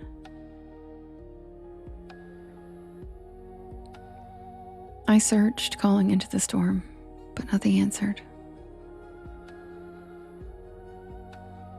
The snow fell softer here, muffling the world into silence. Hi, Devin. My flashlight revealed only trees, rocks, and the faint trace of my own footprints. Oh, Rocky Mountain, I love you. It's because I'm a siren, girl. But I use my powers for good instead of like crashing ships, you know? My inadequate flashlight revealed only trees, rocks, and the faint trace of my own footsteps.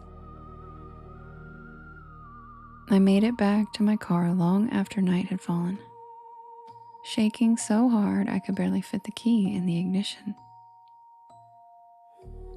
I never told anyone the full truth of what I saw in that cave. I only said the storm had caught me unprepared. People nodded knowingly because storms here in the Hanging Hills are unpredictable and dangerous.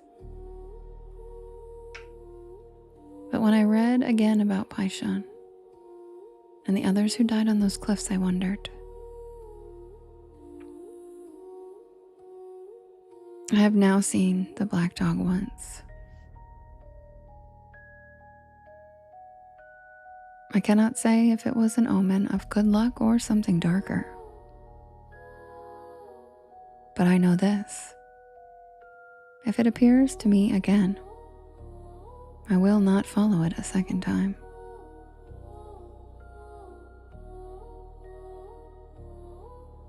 And that's the tale of the black dog of Hanging Hills. Thank you, Frankie. Thank you, Tara. Thanks, Angelia. Hi, Mary.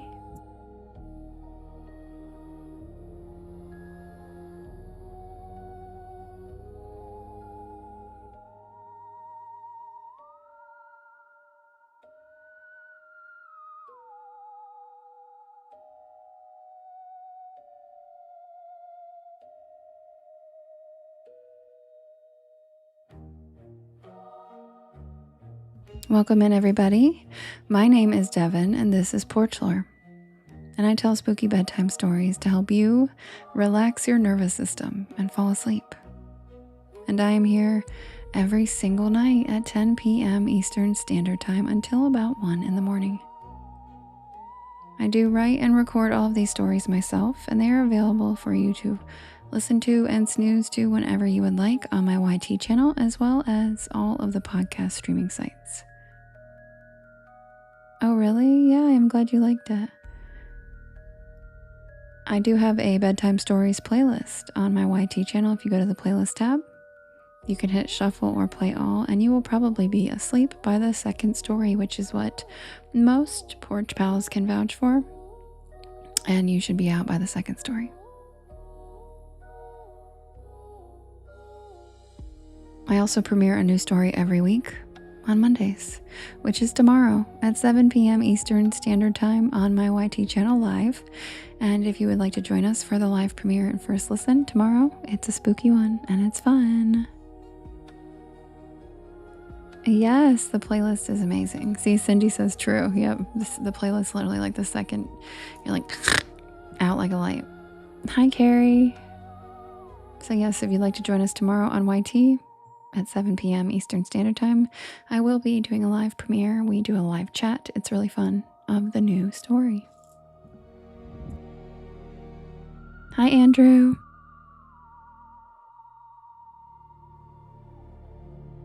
I am going to set up the next poll for us to vote for the next story. And while I do that, if you guys could do me a big favor, could you just hit that share arrow in the bottom right-hand corner of your screen? And then there's like this little circle with two arrows chasing each other that says repost. And that puts my live into your friends' FYPs and helps us grow this beautiful porch of ours. Oh my God, really, Millie? I love that. That makes my heart so happy. Oh, I love that I can help you guys sleep. It's honestly like from one insomniac to the other. The fact that I can help you guys sleep makes my heart so happy. It's like I never in a million years thought I would be helping people with my stories, and it makes me makes my little siren heart happy. Hi, Dance Chick, we miss you. How you doing, cutie? You've been sleeping all day, Matt. Were you recovering? Happy birthday, Dinah. You know what? I'm alone on my birthday a lot too. My birthday was on Thanksgiving this year. And then it's always like within a few days of Thanksgiving, and everybody's always like with their families and busy. And so I'm sorry. Happy birthday. Everybody wish Dinah a happy birthday.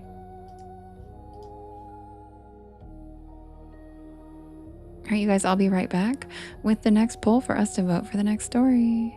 Thank you for the reposts and the shares and the taps. Thank you, Lauren. Oh yeah, it's not my birthday. It's Dinah's birthday.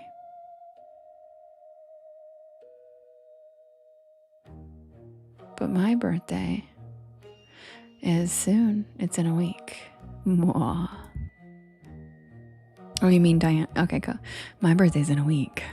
Mwah.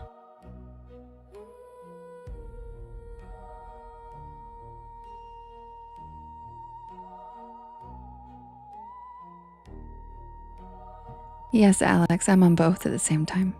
I'm so glad. Yay. Welcome in, Alex.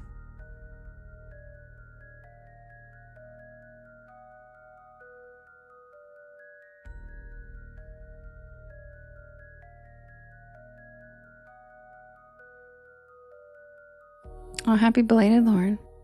Mine's the 27th.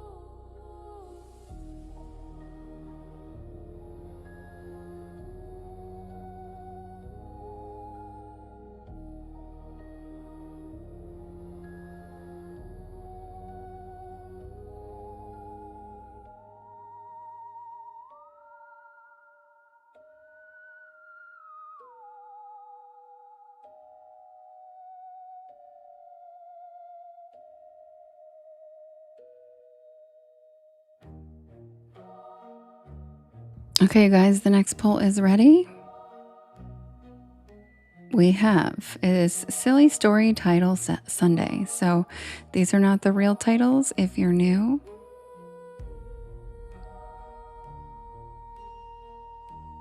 Hi, oh, so very ordinary. All right, if you're new, these are not the normal titles. These are silly titles to help people guess, maybe just for fun, to get some stories that don't usually win a chance. So we have Choo Choo Motherfuckers. We have Move, Bitch, Get Out the Way. Good night, Seth. We have Big Mistake, Buddy. We have She Deserves It. And we have Someone Come Get Your Kids. Okay? You can vote in the top left-hand corner. There is a blue box. And we have Choo Choo, motherfuckers. We have Move Bitch, get out the way. We have Big Mistake, Buddy. We have She Deserved It, or Deserves It. And we have Someone Come Get Your Kids. Who's it gonna be? You can vote up to 50 times, and you can vote for more than one story. It's a 2-minute poll, so get your votes in quick.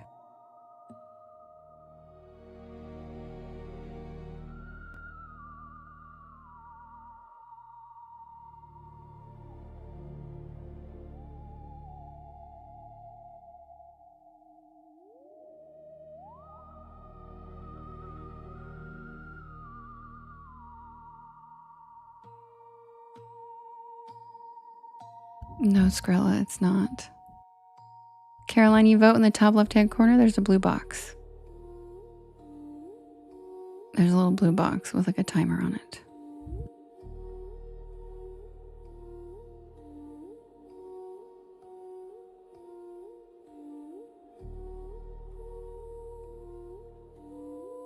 I'm glad you're enjoying it, ex-wife. I think it's fun and interactive, you know? Of course, Caroline. Welcome, guys. Yeah, sometimes it's covered up by the stupid pink banner when people get a universe. But if you just swipe the little pink banner up, it disappears. I miss Michelle. Where's Michelle been? Has anybody heard from Michelle?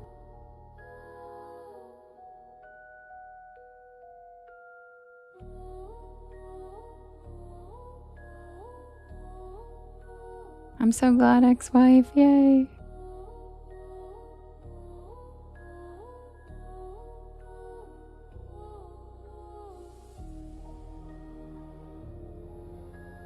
Yeah, a different Michelle. But welcome to you too, Michelle. I'm glad you did, Matt. We would have missed you. Oh, that's okay, Alex. All right, guys, the winner is She Deserves It. Yeah, Jade was in here earlier, or she was here yesterday.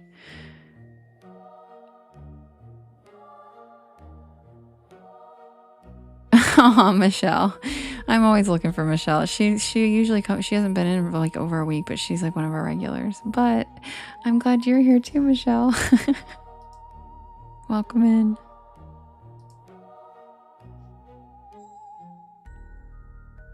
Okay, guys. The winner is She Deserves It. And I'll be right back. Grab a beanbag chair, grab a hammock, sit back and relax. Check out the shooting stars and welcome to the porch.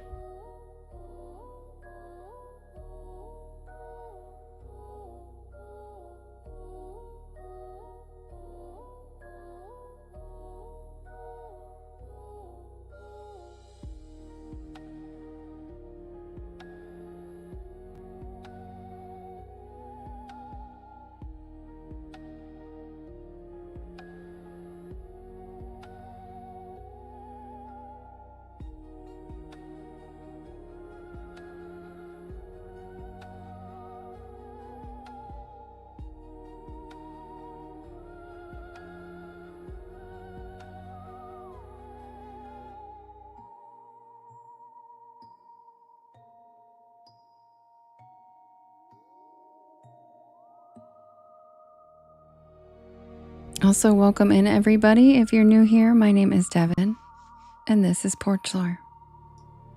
Oh, hi, Jennifer. And I tell spooky bedtime stories to help you relax your nervous system and fall asleep. And I am here every single night from 10 p.m. Eastern Standard Time until about 1 in the morning. I do write and record all of these stories myself, and you can listen to them whenever you would like on my YT channel, as well as all of the podcast streaming sites. Just look for Porch Lore and you'll find me. I also have all of the links in my bio. grab a beanbag chair, grab a hammock, sit back and relax. And if you guys would do me a big favor and hit that share arrow in the bottom right hand corner. Thank you, Angelina. There is a yellow circle with 2 arrows chasing each other that says repost. And that puts my live into your friends' FYPs and it helps us grow our beautiful porch. Also, sharing to your stories helps a lot too. Do I get sleepy reading them, Jen? No, but I do make myself fall asleep if I listen to my recordings of myself. So I actually get sleepy editing them, and I can't edit them with noise canceling headphones or I fall asleep while I'm editing. Thank you, Bryce. So yes, sirens are not immune to our own song.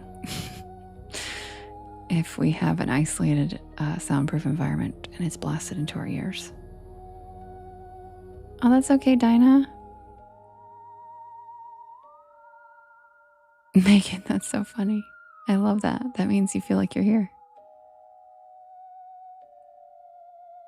He's chirping with the music. That's so cute, Millie. I'm so glad I've helped you, Jen. I'm so glad I can help. And that's what I'm here for, is to help everybody with their sleep issues. I am also an insomniac, so it's nice to help other insomniacs. But yes, I do make myself fall asleep to my recordings. I don't know, Skrilla. Probably because you've never tried to listen to my bedtime stories playlist on my YT. Most of the porch pals listen over there as well. It's kind of like your favorite TV show. You can fall asleep to it without your brain trying to listen. You have to get used to the stories enough for your brain to fall asleep to.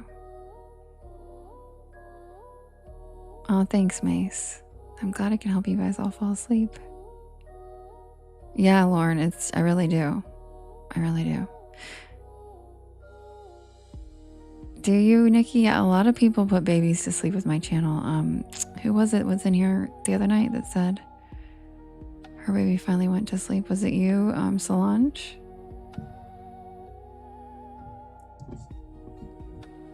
Hi, Brooke. Bryce, thanks for the corgi booty.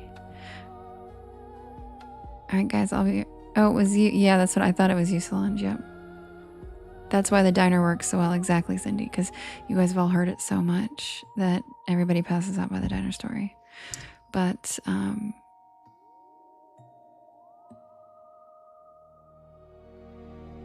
I love that, Brooke. Oh, I'm glad you're following me over there too. Thank you. She calls me the pretty lady voice. Oh my god, that's so cute. I love that. How kind. And thank you, Joe. I have more over on TT. I just don't have a lot on YT. Really, Halls? I love that so much. Alright, guys, I'll be right back with She Deserves It.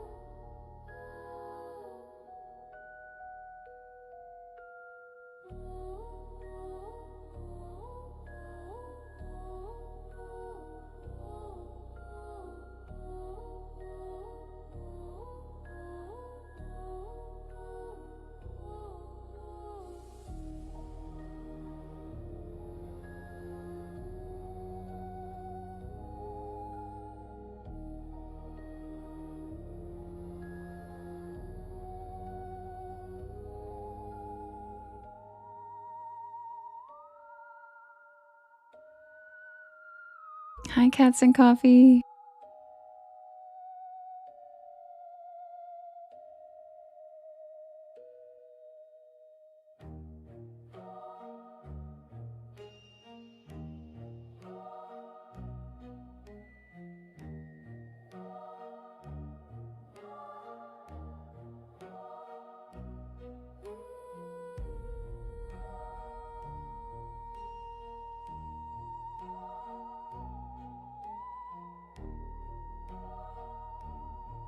Lovely, what's your face stuff? Lakota, the pretty lady voice. I love that. How are you, beautiful? Nice to see you in here. Hi, Wendy. Hi, Toasters. Planty of Love. Thanks for the follow. Cute name. Welcome to the porch.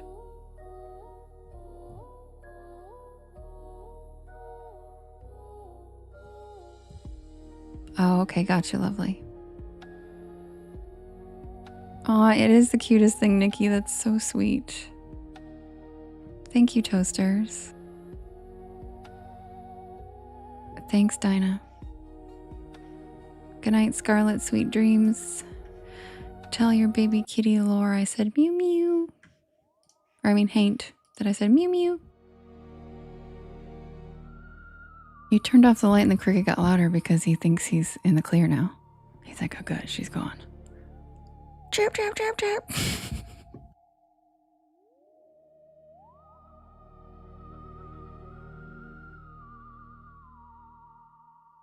She said meow.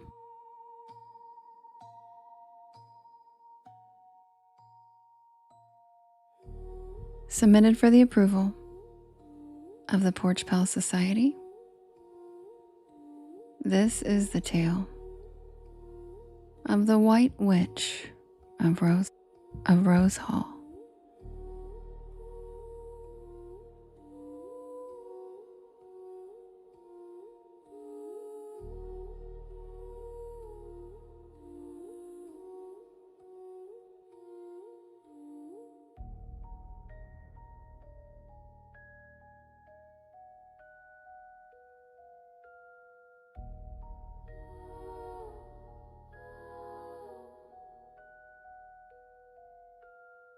This story is about my trip to Jamaica, about the beauty of the island, the warmth of the people, and something else, something darker.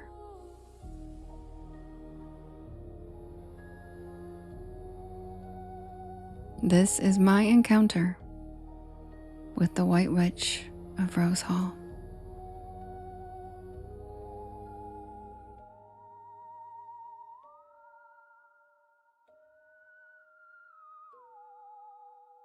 Halls, that's so funny. That explains why I see them all the time, because I have no schedule. It was last summer. I had been feeling untethered, I guess. You didn't guess it, Nikki? Thanks. Good. Life had been a whirlwind of stress and disappointment after disappointment. And if I'm being honest, I just needed to escape, to find myself again. So, I booked a solo trip to Jamaica. And not one of those all-inclusive resorts where you're surrounded by tourists sipping pina coladas by the pool. Hi, Love Bug. Hi, Jasmine. No, I wanted something immersive and authentic. Something real. I found a little guest house in Montego Bay run by a local family. It was nestled on the edge of the jungle, surrounded by towering palms, banana trees, and flowering hibiscus. The air was thick with the scent of salt from the ocean, and the sweet, heady perfume of tropical blooms filled the breeze. It felt like stepping into a dream world.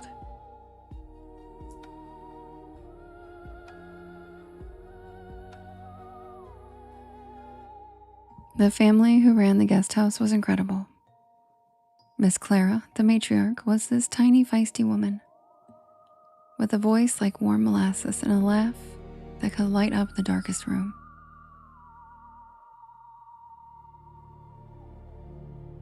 She had this way of making you feel like family the moment you walked through the door. Her cooking was out of this world. Jerk chicken so tender it fell off the bone, and salt fish that tasted like home. and fresh mangoes so sweet they made your teeth ache.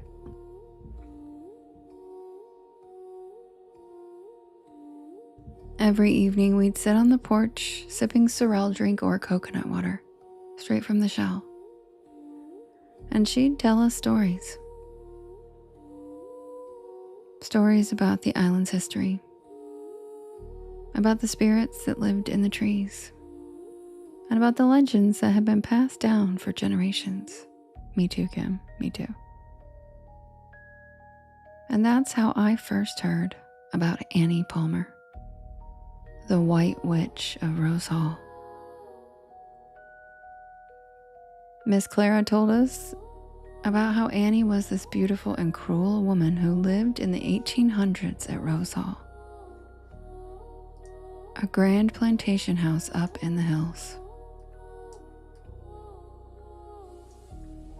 They said her spirit still haunted the house, that she'd appeared to visitors, her pale skin glowing in the moonlight, her eyes still burning with hatred.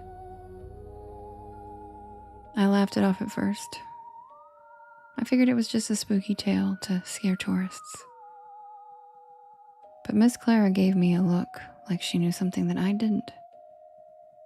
And she told me that some stories are more than just stories. But I didn't think much of it at the time. I was too busy falling in love with Jamaica. The island is breathtaking. The jungle is so alive, so dense and green, with vines hanging from the trees like curtains, and birds calling to each other in the canopy.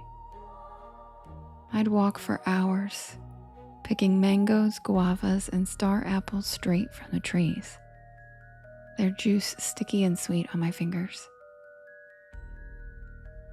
The locals would wave as I passed, calling out greetings in that musical Jamaican patois. It felt like paradise. But then one day, I decided to visit Rose Hall. Good night, Reverend. I had heard about the tours they offered, where you could just walk through the old plantation house and hear the history of the place. I love history, so I figured it would be interesting. A little taste of the island's past. But I didn't expect it to be what it was.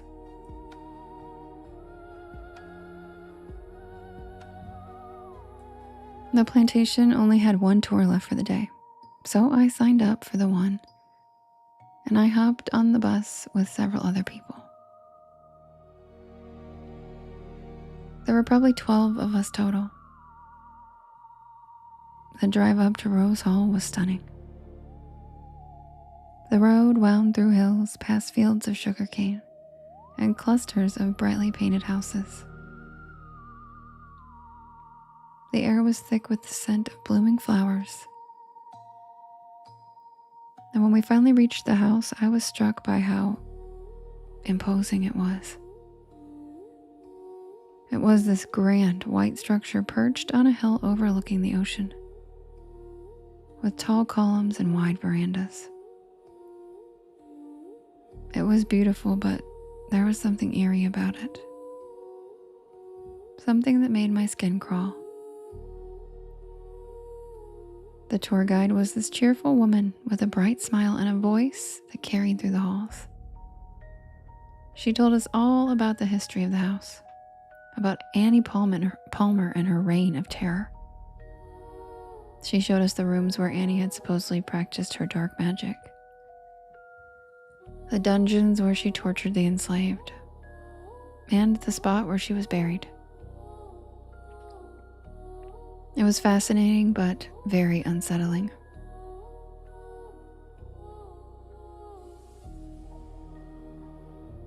I kept feeling like somebody was watching me, but we were the only tour group there and no one else was on the property. After the tour ended, we were told we had a quick break. So everyone from the group dispersed to hit the restrooms, eat some snacks, and walk around the property.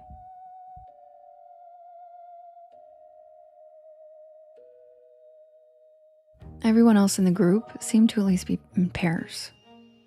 I seemed to be the only solo one. Story of my life. So I decided to explore the grounds on my own. The sun was starting to set, casting long shadows across the lawn. And the air was thick with the scent of blooming flowers. I could stay here forever.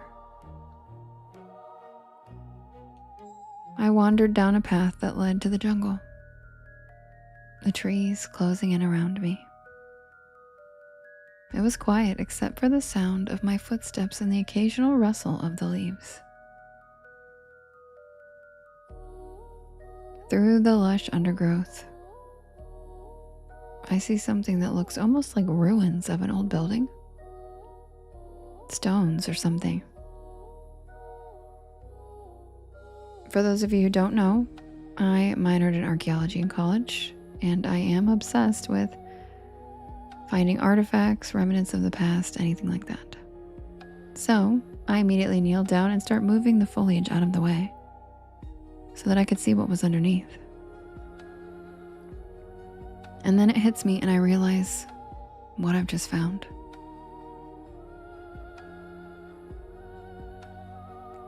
Two rows of evenly spaced out fieldstones. Fieldstones were oftentimes used to mark burials of the enslaved on plantations.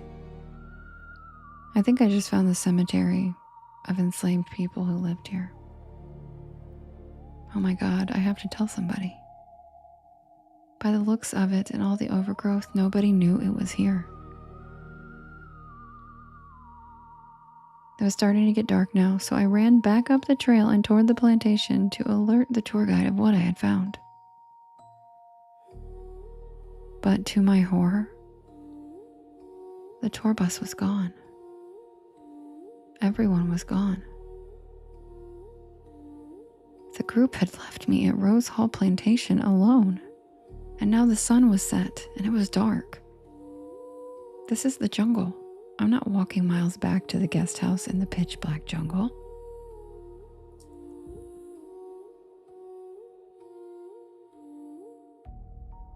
So I managed to get the back door to the kitchen of the plantation house open, and I was able to take shelter inside for the night.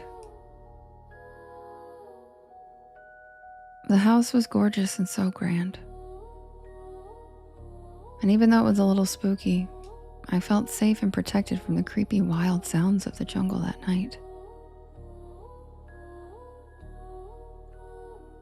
I finished the last granola bar I had in my backpack, and I laid down on one of the fainting couches to go to sleep until morning, and then I'd walk back.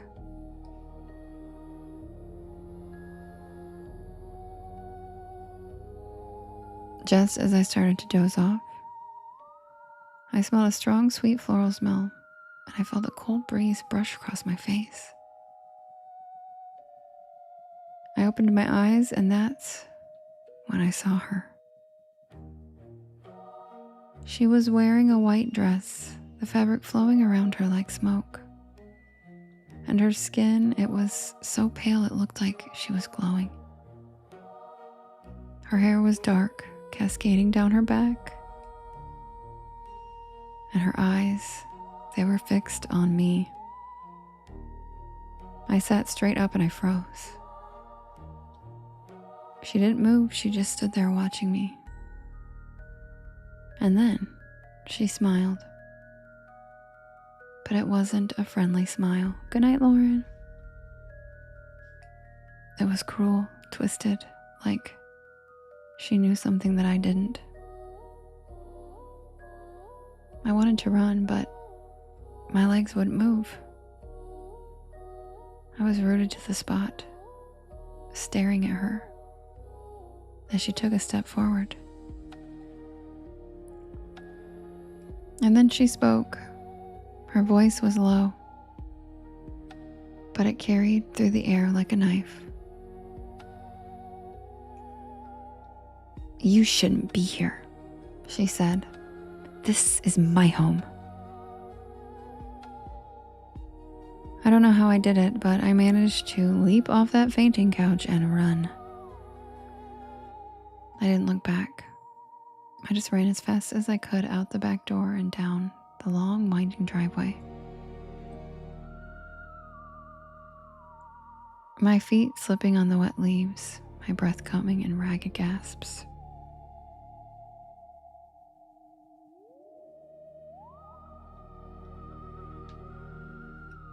I didn't stop running until I was all the way back to the guest house. Collapsing on the porch, my heart still racing.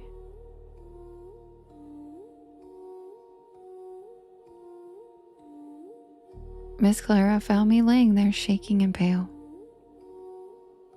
She didn't ask what happened. She just handed me a cup of tea and sat beside me with her hand on my shoulder. She asked if I saw her and I nodded. And then she told me that some spirits don't rest.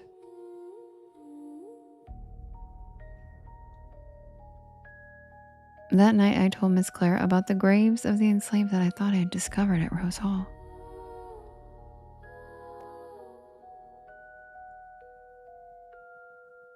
She jumped up, got on the phone, and the next morning we met with the head of a historical society and a few government officials as I led them to the spot. I left Jamaica the next day.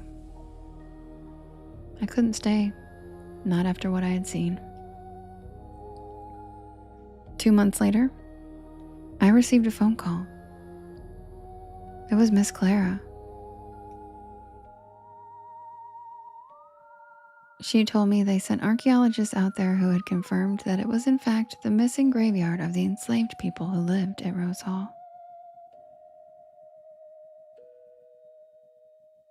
I like to think that their spirits are already at peace. But as for Annie Palmer, the White Witch of Rose Hall, we know her spirit's not at rest. And it probably never will be.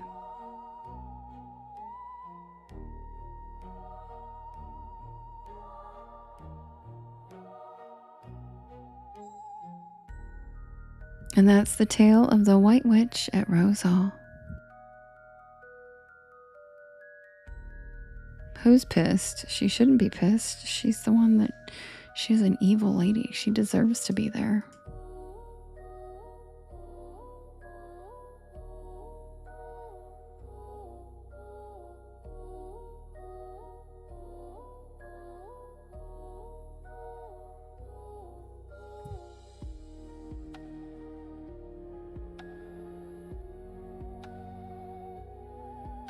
She was literally a serial unaliver. She unalived all 4 of her husbands. And like everyone. And the night she passed away, the enslaved people on her plantation burned everything she owned. As they should have. They took all her shit and burned it all. That's how horrible of a person she was. And she was a serial unaliver. She was basically Jamaica's version of Madame Lalaurie.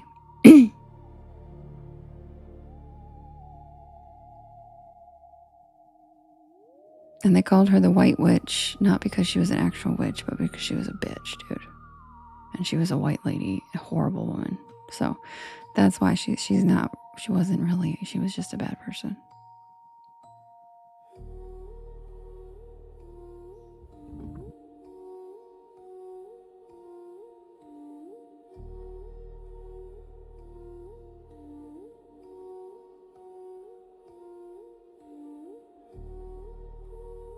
Also, thank you to everybody who is tapping. I really appreciate it. It does help us get pushed out.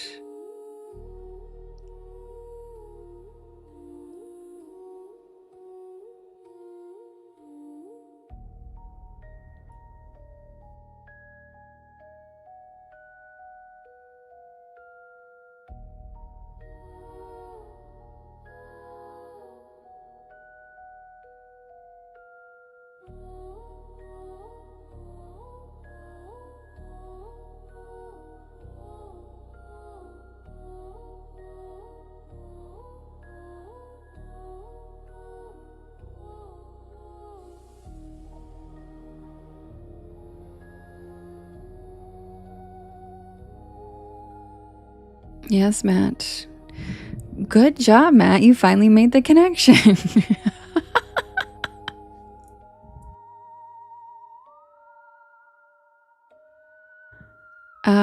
Rachel, there's one named Anthony, but he doesn't come in here anymore. He used to, but he kind of fell off the planet. So, but he saw her too.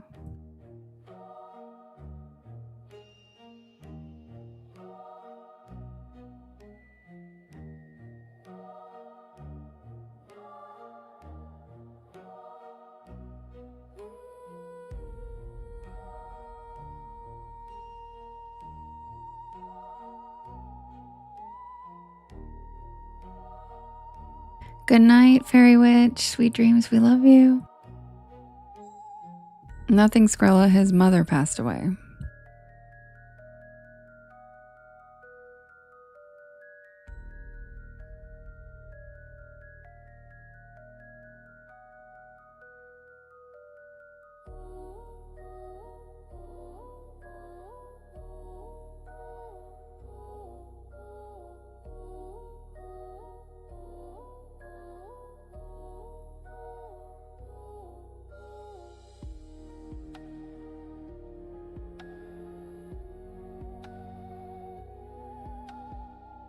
Yes, and as you guys know, Anthony is very Italian and very, very much from Massachusetts. And if you know anything about Italian men, they are usually mama's boys, and it has not been easy for him at all. He has been not in a very good place. So whenever he comes in, we make a big hoopla because we love him and we want him to come back. But when he found me, actually, Rachel, he found my live because he was scrolling through and I was reading the White Witch of Rose Hall story, and he got a nosebleed. And then he started getting nosebleeds every time I would read it. And then I was like, why would that happen? And then he's like, oh, well, I kind of saw her when I was a kid with my grandma in Jamaica. And I was like, what? So he definitely has a pretty big back. You remember that, right, Cats and Coffee? Yep. And we'd joke and we'd be like, all right, Anthony, get your tissues. We're about to read White Witch, because his nose would bleed like every time. And so we don't know what's going on with that. But that's a whole thing. So he does have an entire story about it. Hi, user. Hi, Possum. Good night, Robin. Sweet dreams. Thanks for being here. You saw her too? Yeah, that's what you said. I saw you say that. And yes, same with him. His Nana was a witch as well.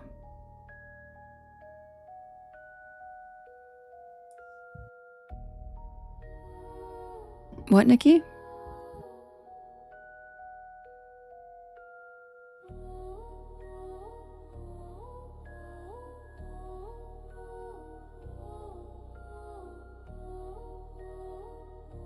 Yeah, Justin, James has not had internet all weekend. What about Donut Andrew, Rochelle? Donut Andrew's in here. Oh, you were wondering where Anthony went, Nikki? Yeah, that's where Anthony went. I feel bad for him too. He's been dealing with it pretty hard.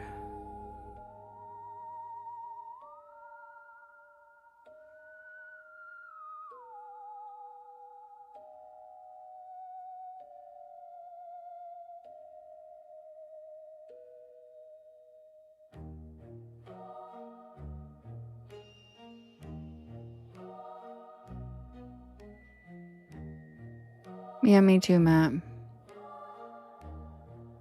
Well, he'd also gotten really close with Daniel's son, and then Daniel's son like dipped out completely. Yeah, I didn't even read your comment, Justin. Yep. So both of them, like Daniel's son was like the porch light of this place. I miss him every life. And Anthony and him have become really good friends. So I think when Daniel wasn't here to like help support Anthony, like they were supporting each other, he just didn't come. Yeah, same wavelength for sure. You are too, Andrew. Yeah.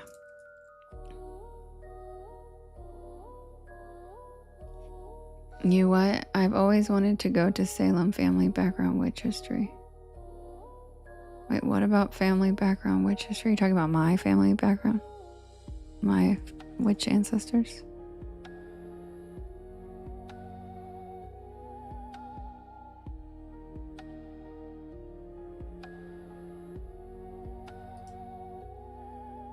I'm not gonna lie, I'm really sick of Siri. I don't know what that means.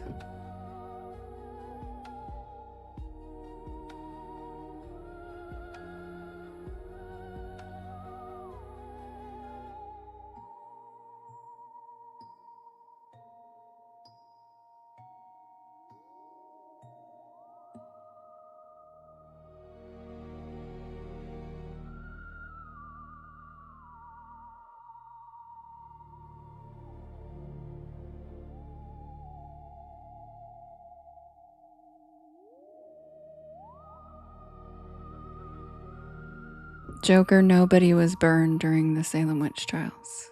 They didn't burn people in the United States.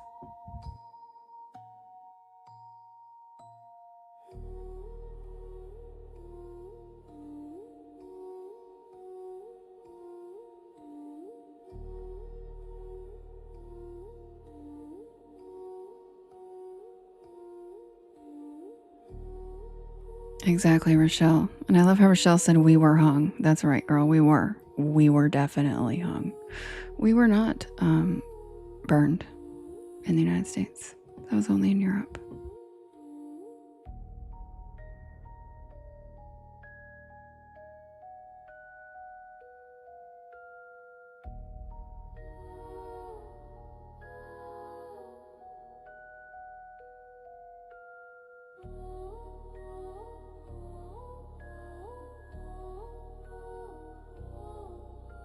Or your birth mom didn't understand that they were only hung, and that still doesn't mean that you didn't have a ancestor that was accused of witchcraft. She just was probably hung, not burned. It's a common mistake. A lot of people think they were all burned, but they didn't burn them here. We were, I guess, somewhat humane, but not really. But they were just hung here. But there were lots of us burned in Scotland, Germany, France, Hungary, Romania, pretty much everywhere else. So,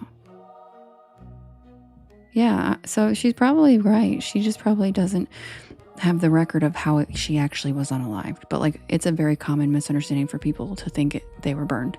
So she's probably not lying. She probably just connected like, oh, she was accused of this, she was burned, but she was probably just hung instead, which is still terrible. But I also had family, an ancestor accused of witchcraft in Salem as well, and I would love to go there and do that. Same. Yes, Cindy, in the European countries, they did all kinds of horrific things. Really, really bad, barbaric stuff. Yeah, we all go back to Scotland, most of us. Most of the original Salem, Sisters of Salem, trace back to Scotland.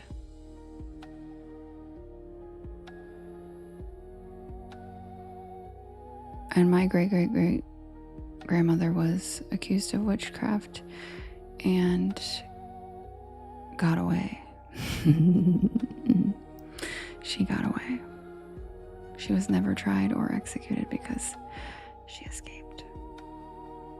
And they never found her. And guess where she went? Appalachia.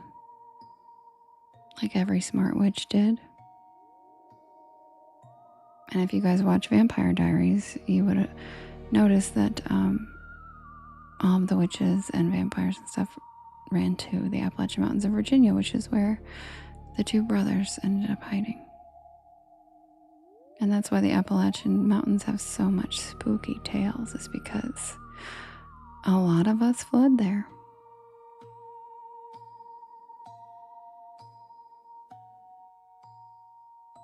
So that history that they incorporated into that show was correct, and I appreciated that very much. It was completely accurate to the time. That's exactly where they would have been living. It's the Appalachian Mountains in Virginia. Yes, I know one of my best friends is in the originals, actually. Really? I'm not a vampire girly.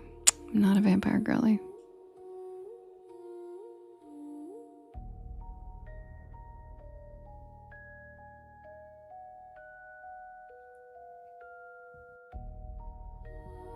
Well, in Scotland, there's all kinds of different too. The Fae originate in the British Isles as well. And so it depends on what you consider witches, because sirens, selkies, all of that banshee, those all kind of fall under the same umbrella. They all would have been accused of witchcraft.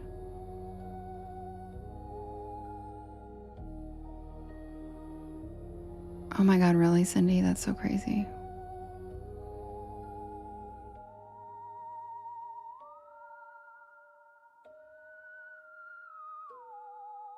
I don't know, Tweetski.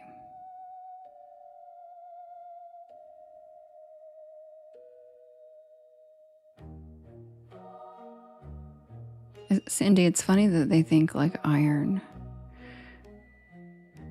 would like do. I don't know who told them that, but it's funny.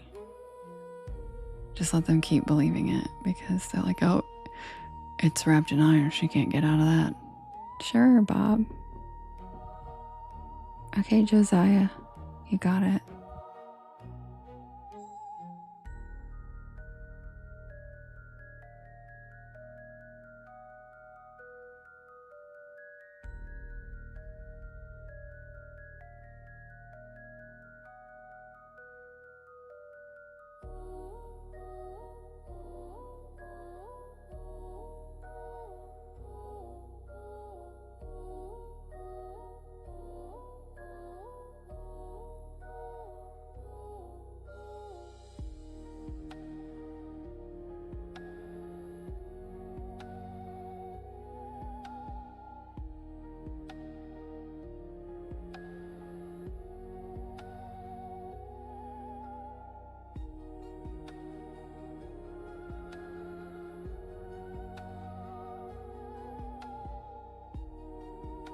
I'm just setting up the poll, guys. Give me one sec.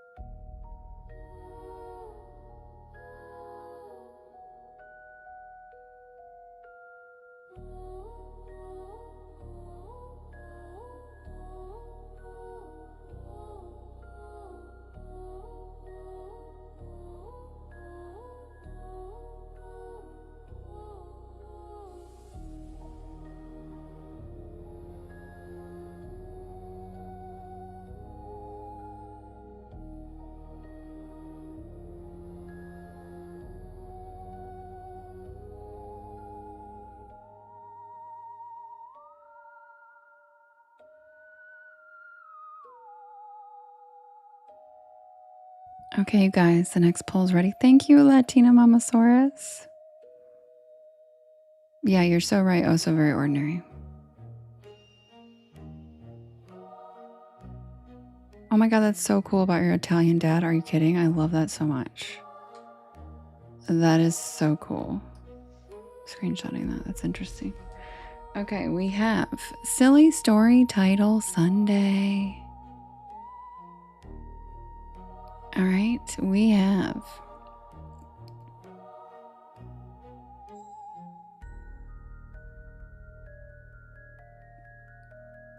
Choo Choo Motherfuckers. We have, what the fuck is that? We have Big Mistake Buddy. We have Where'd My Pants Go? And we have Worst Date Night Ever.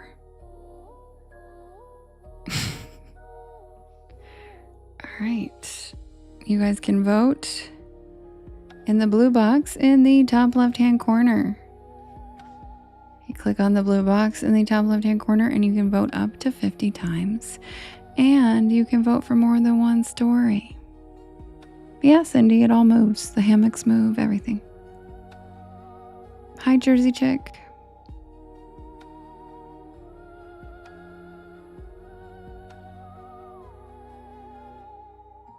Oh, wait. Oh, it didn't save. You guys, hold on. End it. It didn't save any of the titles I just told you. I'm sorry, guys.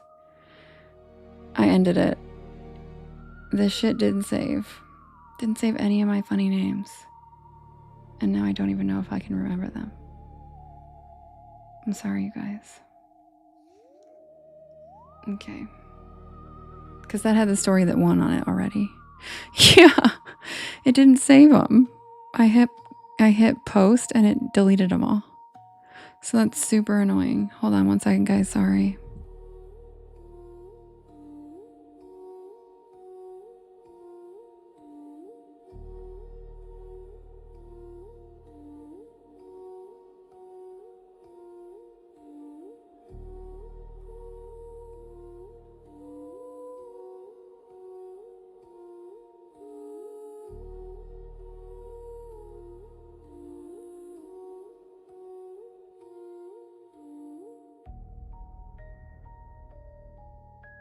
Okay, Jersey.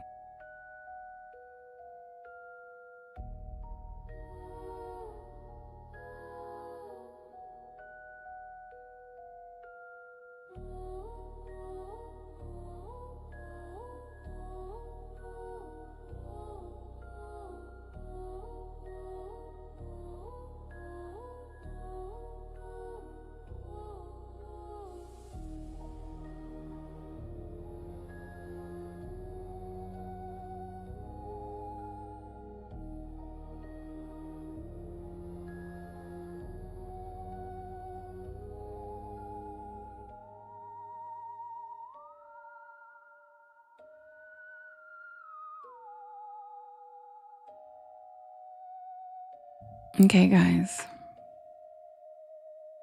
Hopefully it actually saved this time. Okay. We have Move, Bitch, Get Out the Way. We have Where'd My Pants Go? Oh my god, thank you, Spooky Bestie. Thank you so much. Thanks for the gifts.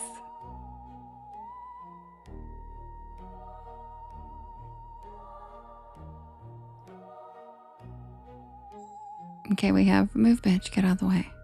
We have Where'd My Pants Go? Yes, the gallery did reset. Thanks. I usually don't bring it up because most people don't really do much with my gallery. But thank you for helping me with my gallery, Spooky Bestie. I really appreciate it. Okay, we have Where'd My Pants Go? We have Big Mistake Buddy. We have Come Get Your Kids. Yeah, I know it does help me. Thank you so much, Spooky Bestie. You're the best. You're so sweet. I appreciate you. And we have, what the fuck is that?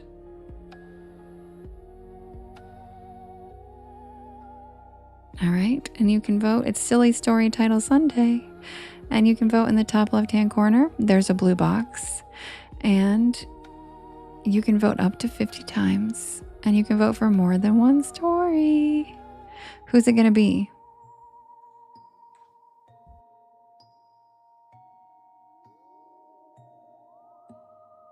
Yes, Rachel, I told him. You're so cute. I told him thanks. I thanked you, but I don't know if you heard me.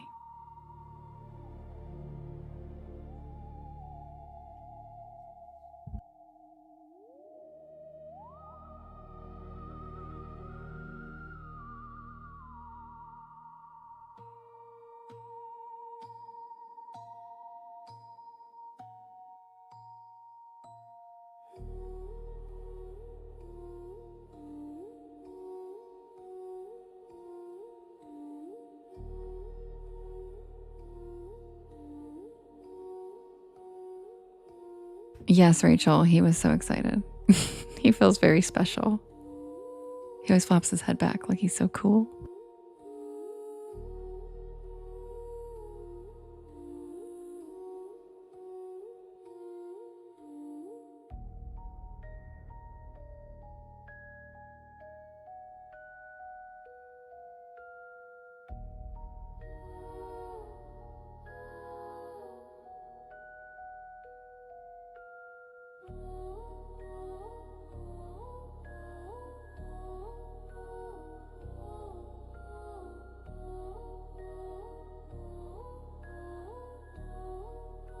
I don't, Brian. Sorry.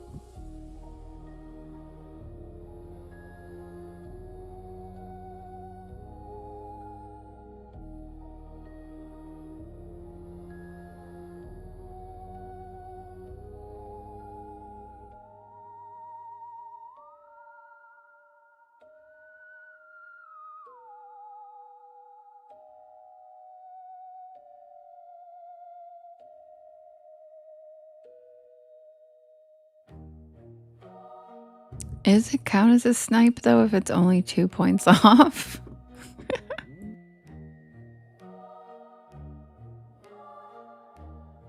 Mace said, I just saw Lovely vote. What did she vote for?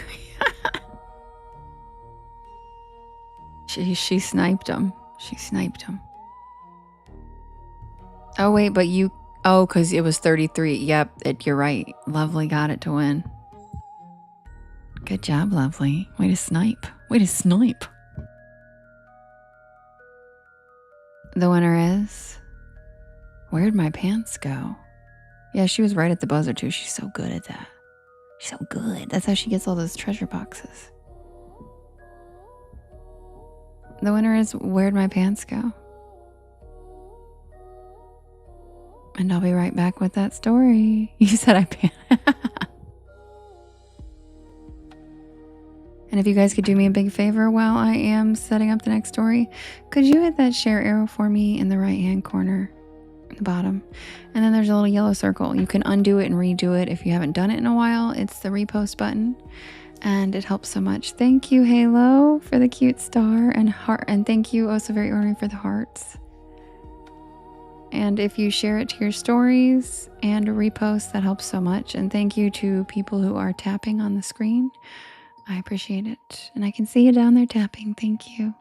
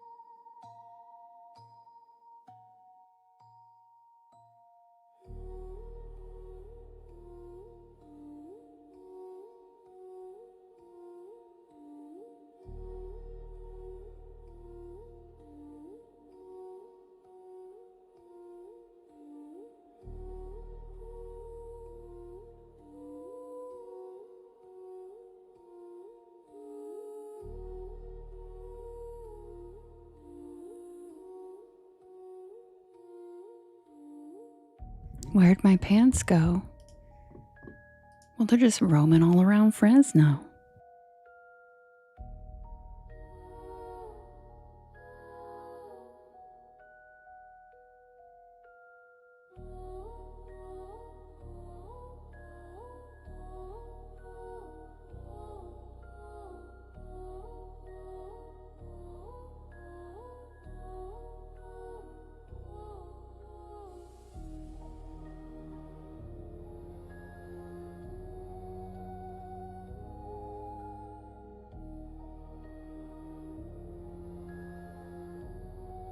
Oh, Matt making it rain. Thanks, Matt. Thanks for helping me with my gallery.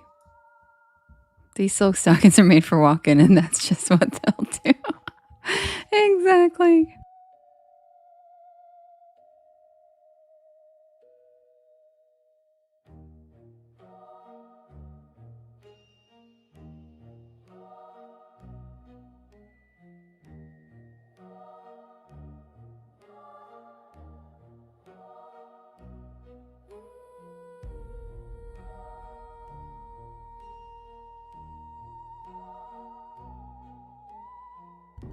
Thank you, oh so very ordinary. You're so sweet for helping me. You're so sweet. Woo, Tam Bam, thanks. Wee. Brian, thank you for the cozy cryptid. Melissa, thank you for the love you so much. And Brian, I'll have to look into Hershey, Pennsylvania. I actually haven't done a story in Pennsylvania yet, so I need to. Pam, thank you for the follow. Welcome to the porch.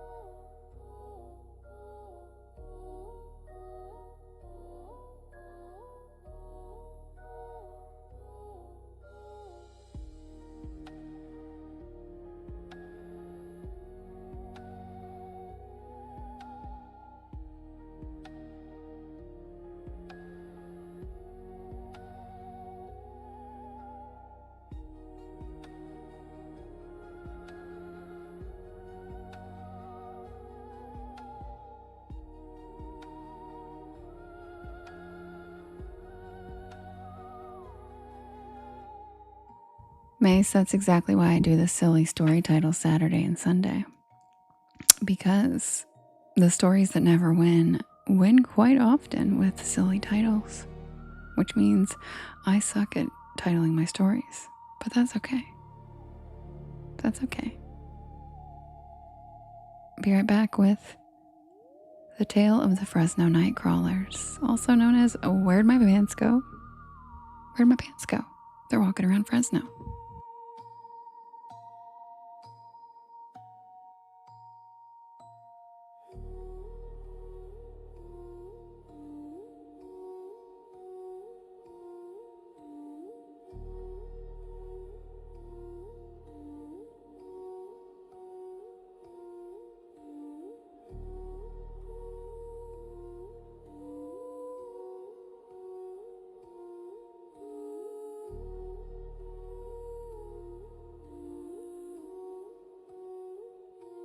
They left the laundry basket and walked their happy asses out west, Matt said. Hi, Joanne.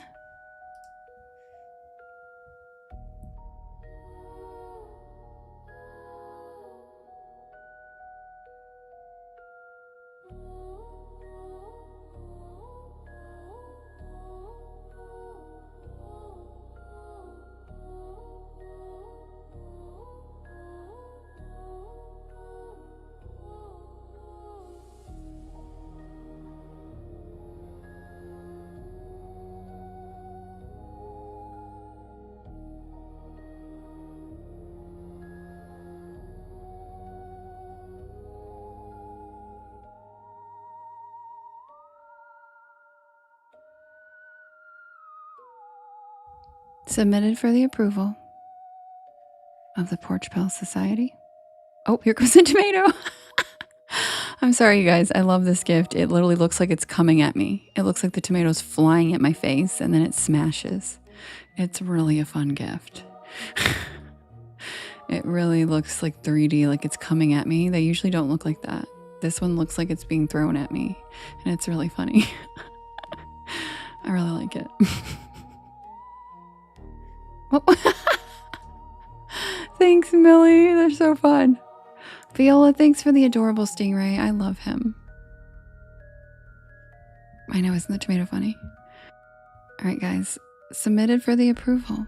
Oh my gosh, Mama Source, you just became a super fan. Thank you. Thank you. I love you. That's so sweet. Thanks for the support. Submitted for the approval of the Porch Pal Society.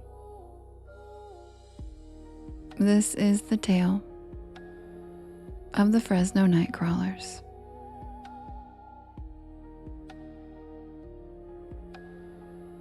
That's a good suggestion. Oh, so very ordinary. Thank you.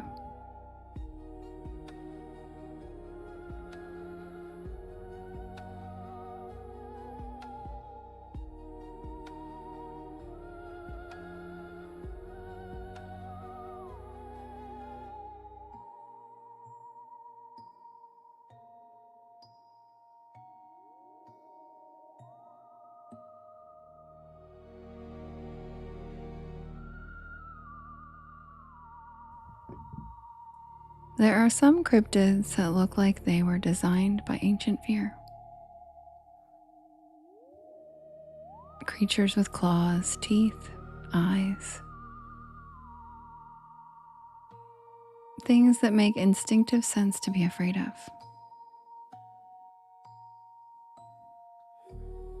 And then there are the Fresno night crawlers. 2 white legs. That's the only way anyone ever really describes them, just legs. No visible arms. No clear torso. Nothing that should logically allow them to exist.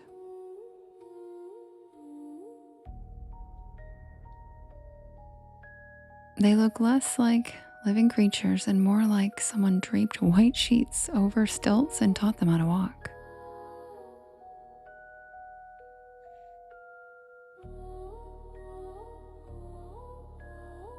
Which somehow makes them even worse. Thank you, Brian. So cute.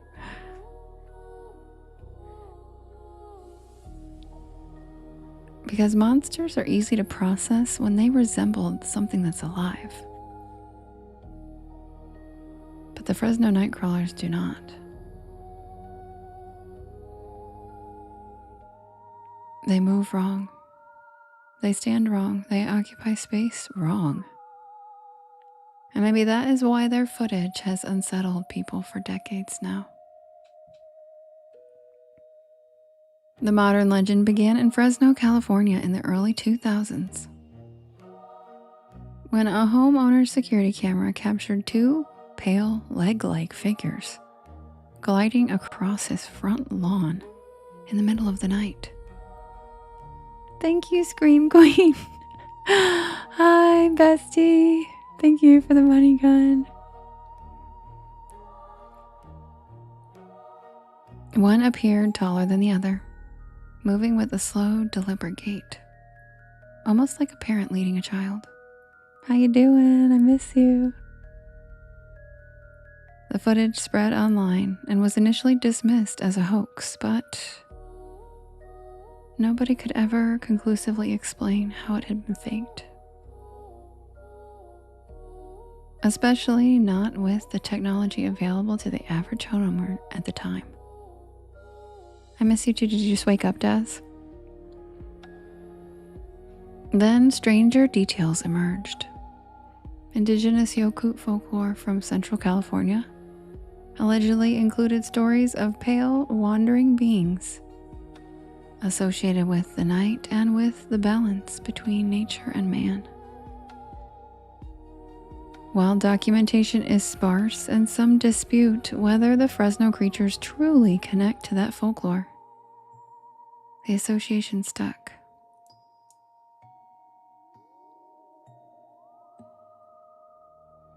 Oh man, it has been hot there, huh? It's been like 65. No, I'm just kidding. I'm just kidding. You guys just don't handle heat that well. But I'm just kidding. It's probably been hot. People began claiming the beings were ancient watchers. Guardians. And then more footage appeared. Not much. Never enough to prove anything. Just enough to make the whole thing harder to dismiss.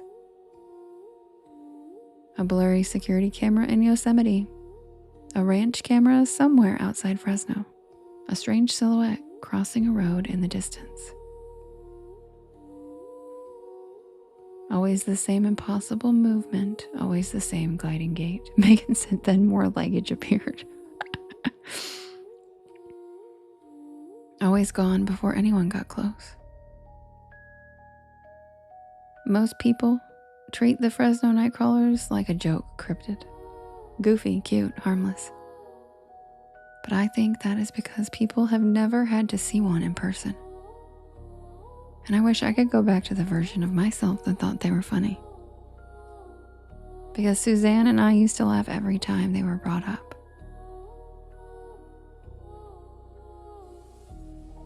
And now we don't.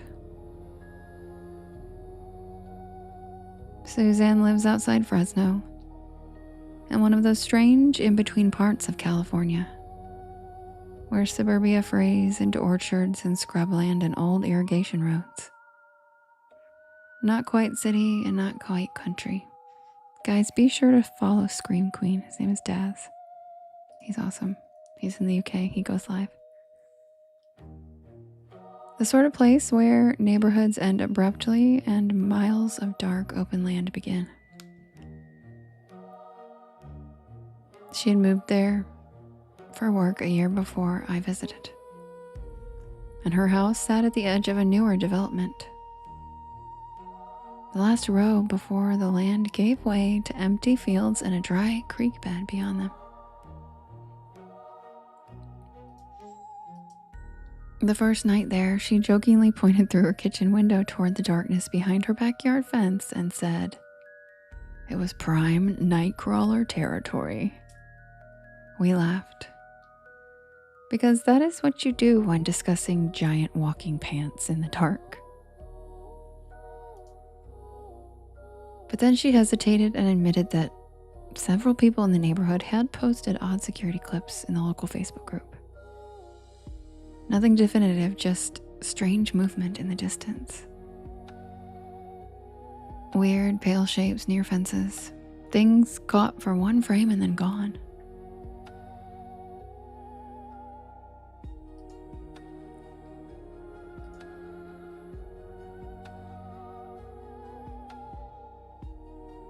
Again, she treated it like neighborhood folklore. But then she admitted that people had stopped letting their dogs out at night. That first evening, we sat on her back patio with drinks while the sun disappeared over the fields. The land beyond her fence looked deceptively flat in the daylight, but at night it became an ocean, black and endless.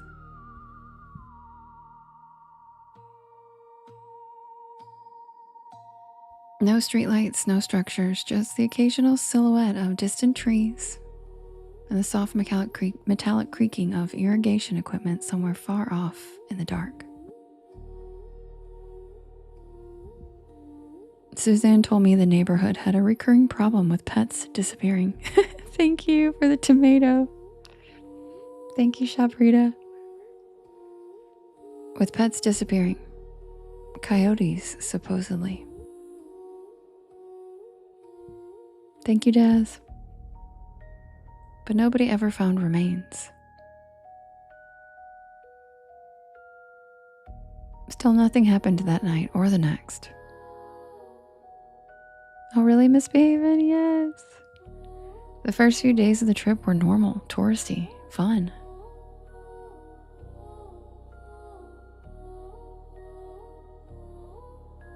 But then, on the fourth night, Suzanne woke me just after 2 in the morning.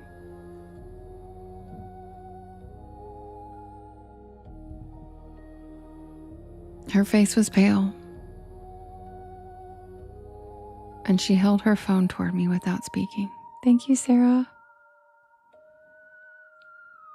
Her backyard motion alert had triggered, and the camera feed showed her patio empty, fence still, nothing moving. But then at the far back corner of the yard near the fence gate, something pale stepped into frame. At first, my brain rejected what I was seeing. It looked like 2 white columns moving. But then they advanced further into the infrared glow, and I realized it was exactly what everyone had described. A creature, perhaps 4 feet tall, long white legs, a small tapering upper body like folded cloth, no visible arms. It walked with a horribly smooth gait like the one I had seen in videos. Thank you, Misbehavin'. Thank you, Mackenzie. Like gravity affected it differently. It crossed the yard in total silence and then it slipped out of frame. Neither of us moved. Neither of us spoke. And then the camera alert ended. We replayed it 3 times. Each viewing made it worse. Because no matter how long we stared, we couldn't figure out how something could physically move that way. I asked if we should call the police, and then even saying it out loud sounded absurd. What would we tell them? Hello, 911? Yeah, there's a pair of haunted pajama pants walking through my backyard. Instead, we just stayed awake until dawn with every light on in the house.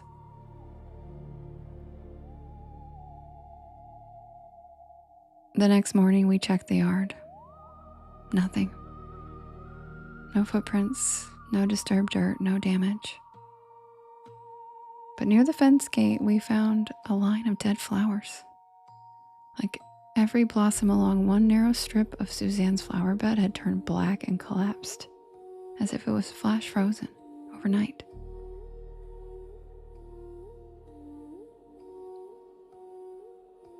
Then we made the worst decision that people in horror movies always make.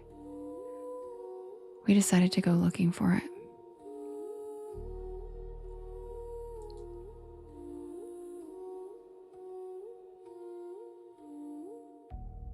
Suzanne had a friend whose uncle owned farmland several miles outside town, near where one of the earliest Fresno Nightcrawler sightings supposedly occurred.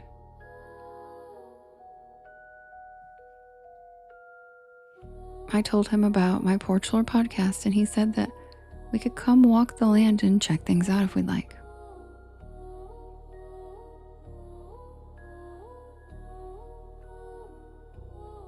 We arrived just before dusk. The land stretched flat and golden for miles.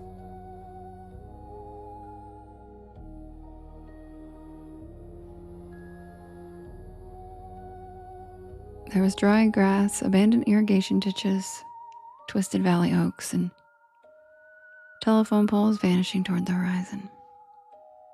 The kind of place where distance plays tricks on your eyes. We brought flashlights, cameras, snacks, and the brittle confidence of people who still partially believed none of this was real. By midnight, we had seen nothing. We sat near an old pump shed, laughing nervously at ourselves. We are grown women, and this is ridiculous. But then, every cricket stopped instantly. 1 second noise, the next, silence so complete it felt vacuum sealed. Movement caught my eye near the far fence line. At first, I thought someone had placed a white trash bag in the field. But then it moved. One shape, and then another, and then a third. 3 pale figures emerged from the grass. Different sizes. Walking slowly toward us. Each gliding with that same impossible gait. The tallest had to be nearly 6 feet. The smallest perhaps 3. They honestly looked like a family. That was my first thought, was they weren't a random group of creatures, they were a family. The figures approached without hurry. No sound, no visible awareness, except that every step carried them directly toward us. We backed toward the pump shed. The tallest one stepped maybe 30 feet away, and the others spread out, forming a half circle around us. My chest tightened, and I thought I might black out. And then, the tall one bent. Its entire upper body unfolded open like cloth parting in the wind. And underneath there was a face. Suzanne screamed, and that broke whatever paralysis held me. And we ran. I don't remember half of that sprint. The The truck was nearly a quarter mile away, and we heard nothing behind us. No footsteps, no pursuit. I assumed they were just gliding horrifyingly behind us, and I didn't dare look back. But instead, they simply let us run. We got to the truck out of breath, hearts racing. Suzanne fumbled the keys twice before getting us inside. And then we peeled out of there throwing gravel. Neither of us spoke the entire drive home. After some more research, I read that several indigenous stories described pale, wandering spirits who appeared when the land itself had been violated. Not hunters, not predators, but judges. Thank you, Misbehavin'. Thank you, Alex. We built houses where they used to walk. Suzanne's neighborhood, that development, built over old protected land that had been bulldozed during expansion despite protests from preservation groups. Her house stood at the edge of it, right where the field began. Some things do not haunt us because they are evil. Some things haunt us because we forget we are the ones trespassing. Some things haunt us because to them, we are the evil. So if you ever find yourself driving outside Fresno late at night, past the orchards, past the neighborhoods, where the dark opens wide and endless, and you see something white crossing the field in your headlights, don't follow it. Just keep driving.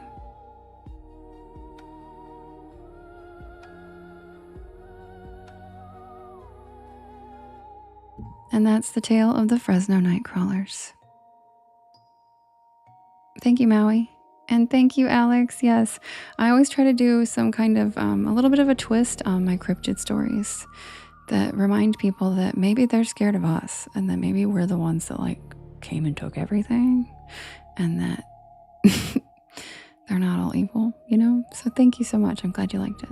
That's the tale of the Fresno Nightcrawlers, also known as, thank you, Kim. Yes, my gallery did refresh tonight, guys. If you would like to, if you feel so compelled, you can click on my profile picture and there is a thing that says B1 gift gallery, 2 out of 21. I'm supposed to fill those 21 gifts this week to keep a higher percentage and to get pushed out. I don't really ever promote it very much because most of the porch pals aren't really into the gift gallery much. But if you guys feel so compelled, I would greatly appreciate it. Also, thank you to everybody who's been tapping. Matt, thanks for the galaxy.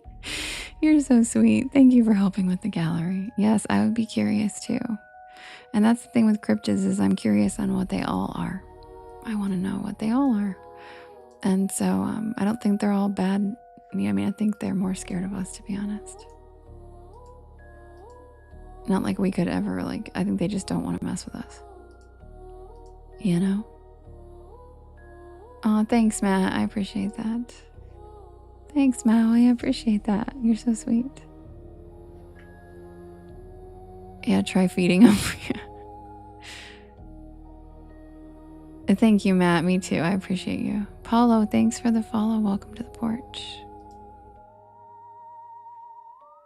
All right, guys. You know what time it is.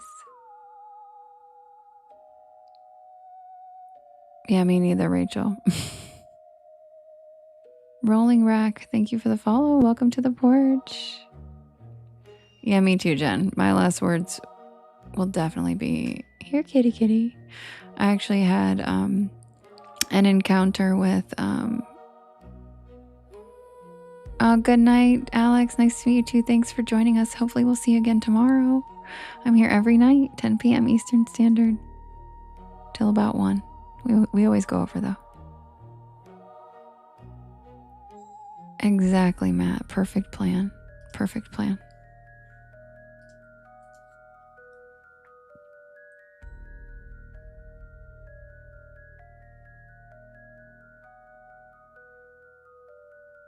Justin said they lure you in and attack from behind. Probably. Probably so.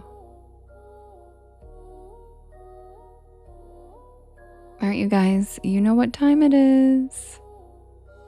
It's grilled cheese time.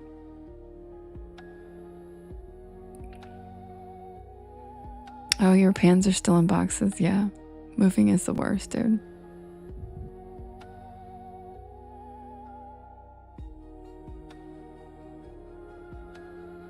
Also, yes, I do have a Fresno Nightcrawlers shirts, tank tops, everything, and Matt loves his Fresno Nightcrawlers tank and he wears it all the time.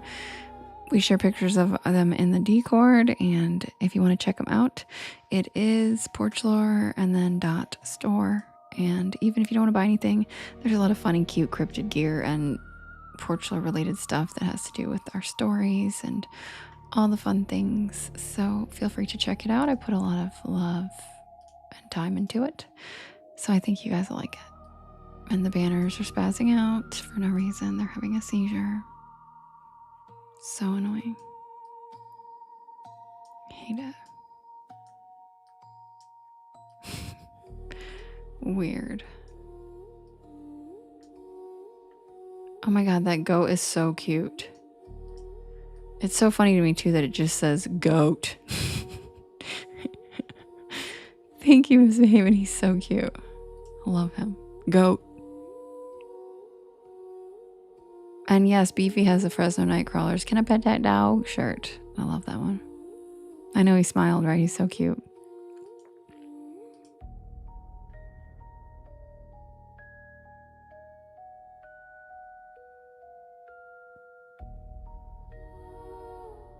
Thank you, Justin.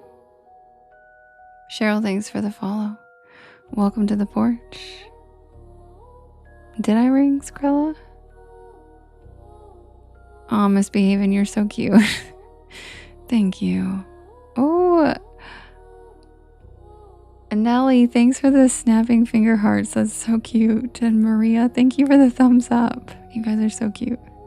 Oh, you heard goat. Funny. Yes, I just got a cute little goat gift.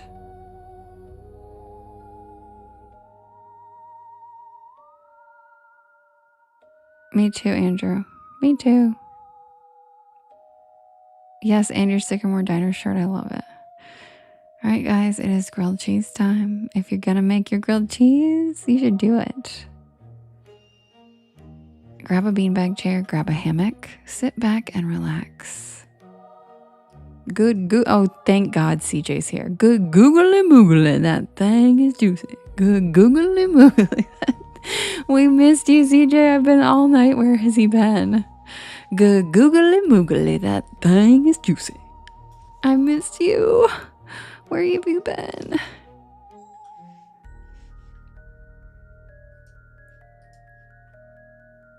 Guys, CJ's here. Yay. Justin, how about Gouda? Hi, Cosmic. You're from Toronto. Cool. Welcome in. You've been thugging in the streets. I thought as much. I was like, he's probably been raging for the World Cup for like a week. We missed you.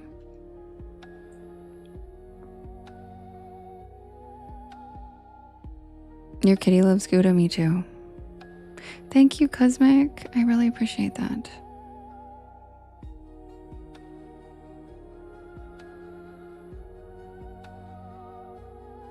I don't live too far from Canada either. I live near Ontario.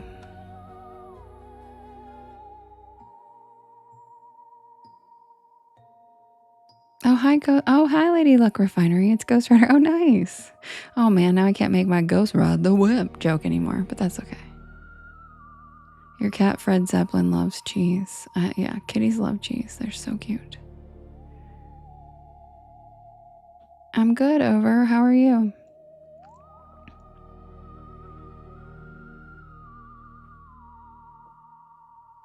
right, you guys, I will be right back with the tale of the night shift at Sycamore Diner. Sit back and relax.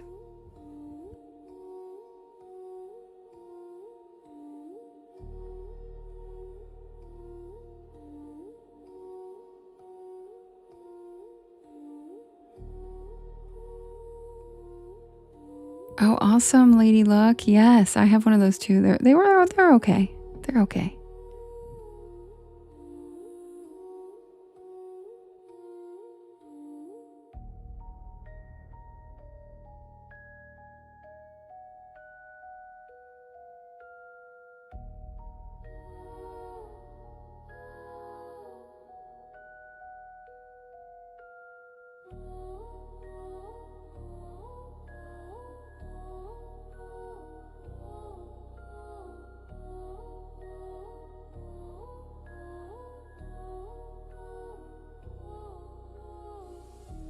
Yeah, Skrilla, I saw your text. Is that your brother? He's so close to that? He's so close.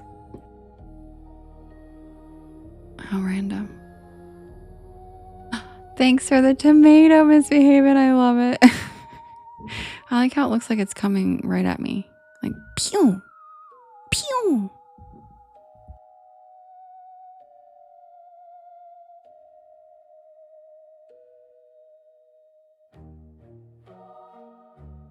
Oh, really, Jen? Oh, ton of cute pet names. I love that.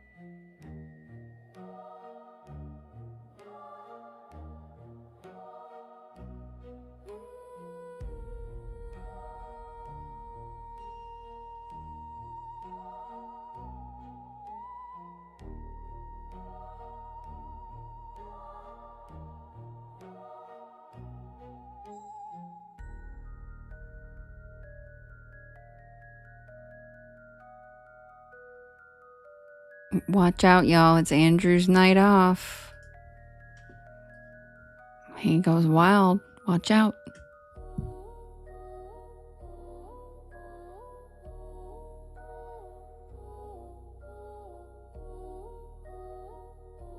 Yeah, Jen, I used to have a cat named Ansel Adams, and they were always so confused because that's not my last name. And they were like, are you Miss Adams? I'm like, no. I'm just weird. Don't mind me. I'm just 700 years old, and he was my favorite photographer in a past life. Don't worry about it. Don't worry about it. Thank you, Zoe Nooner. Welcome to the porch. All right, guys, sit back and relax.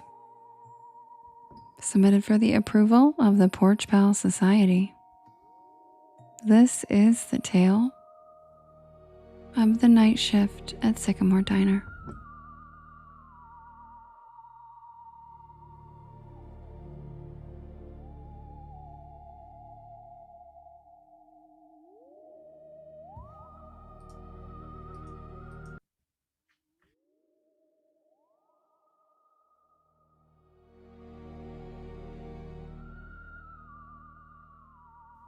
Fun fact, guys, do you know what a Zeppelin is? A Zeppelin is a weather phenomenon.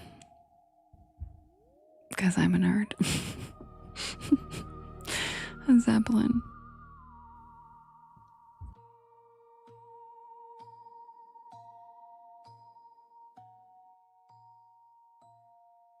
I'm not usually the kind of person who pulls over on back roads at night. Not unless I absolutely have to. But that night, something about the storm, the long drive, and that growling pit in my stomach convinced me otherwise.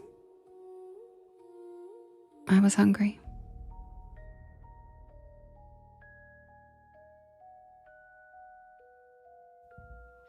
It was late October. I was headed back to campus after a weekend visit with my friends in North Carolina.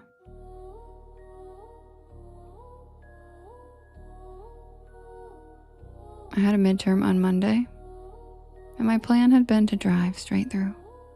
5 hours, no stops. then came the rain.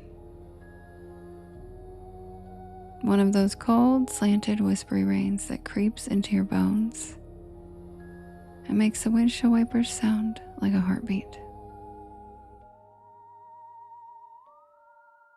I had taken the wrong exit trying to bypass traffic, and I ended up on a 2-lane back road, surrounded by nothing but pine trees and power lines. And that's when I saw the neon sign.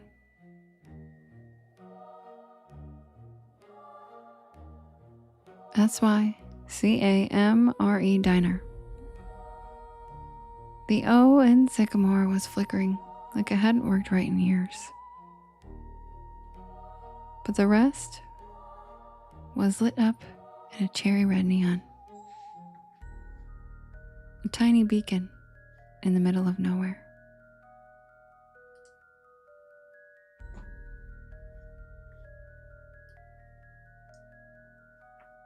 I figured I'd grab a quick bite. Maybe some coffee. Check my map and get back on the highway. Good night, CJ. Perfect.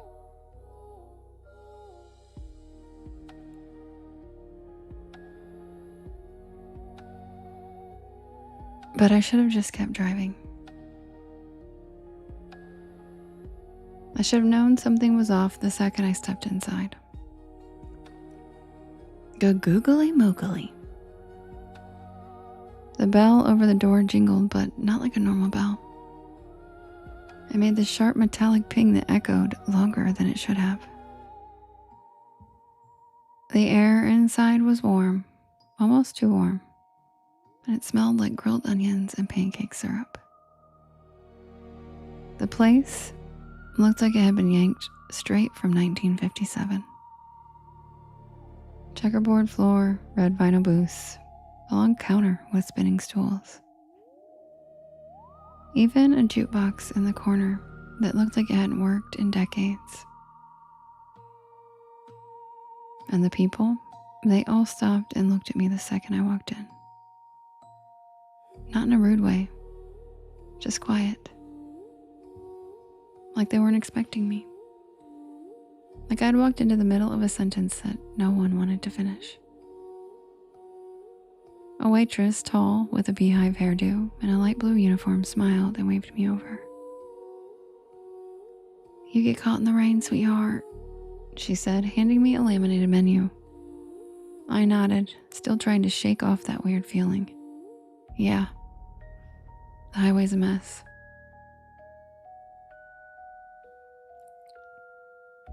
She chuckled and patted my shoulder. "Well, you're safe here. Sycamore's always open for travelers." I sat down at a corner booth. The vinyl creaked.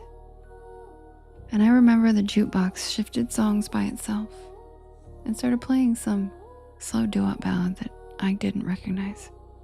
Thank you, Jenna. I looked around and everyone looked normal, sort of. There was a trucker with a thick gray beard drinking coffee at the counter. A young couple whispering to each other in a booth by the jukebox. And an older woman stirring tea like she was lost in thought. But they all had the same look over their eyes, like they were there but also somewhere else. Like they were watching me out of the corner of their eyes, even when they were looking down. The waitress came back with coffee, strong, hot, and surprisingly good. And I ordered a grilled cheese with fries. Simple, safe. She wrote it down with one of those clicky pens and said, "Don't worry, it's on the house tonight." And that was my second red flag. No diner just gives food away. While I waited, I took out my phone to check the map. No signal, and I mean nothing. No bars, no Wi-Fi, not even GPS. Just a blank screen with a spinning wheel. I glanced out the foggy window and the storm was still going. But now the wind had picked up, and I could see the power lines swaying like jump ropes in the dark. But the diner stayed perfectly lit. Not even a flicker. The food came fast, too fast, like under 5 minutes, but it looked amazing. Golden bread, gooey cheese, crispy fries with a little metal cup of ketchup on the side. I took a bite. Delicious. I mean, I've eaten at a lot of diners, greasy spoons, college joints, and roadside shacks, but this was hands down the best grilled cheese I've ever had. The fries were perfect, and the coffee never ran out. Every time I took a sip, it was somehow full again.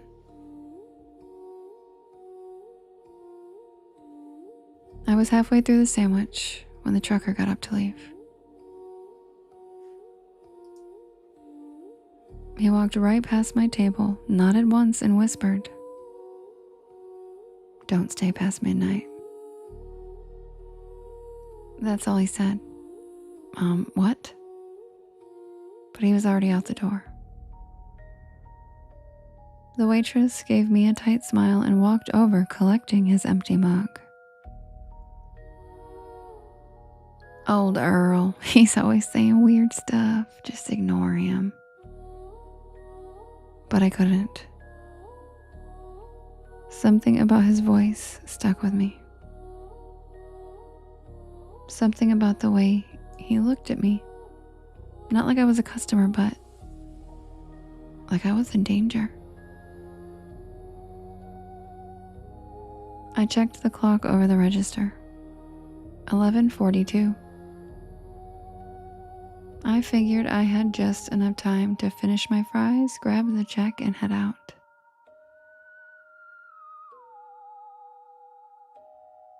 I still had at least 3 hours left on the road.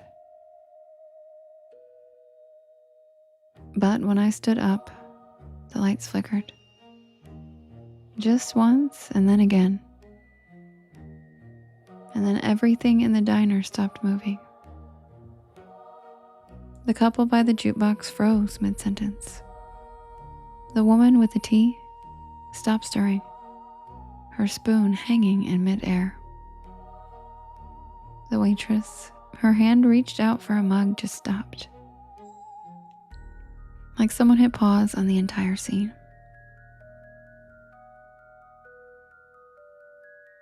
I took a step back. The jukebox buzzed, glitched, and restarted a new track. I could still move, but no one else could. And then I heard it. Not music. Not a storm. A voice. Not coming from anyone I could see.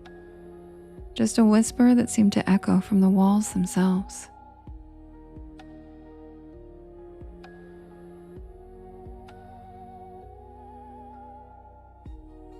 I backed toward the door, my heart hammering in my chest. I turned the knob, locked. Of course it was locked. I tried the windows, but they were sealed shut. I started banging on the glass and shouting, but no one was outside. Just wind and rain and that flickering red sign. SYCAMRE. I turned back toward the dining room, and everyone was gone. Not frozen anymore, just gone. The booths were empty. No plates, no crumbs, no mugs. No sign that anyone had ever even been there. Except for my plate. Still warm and still half eaten.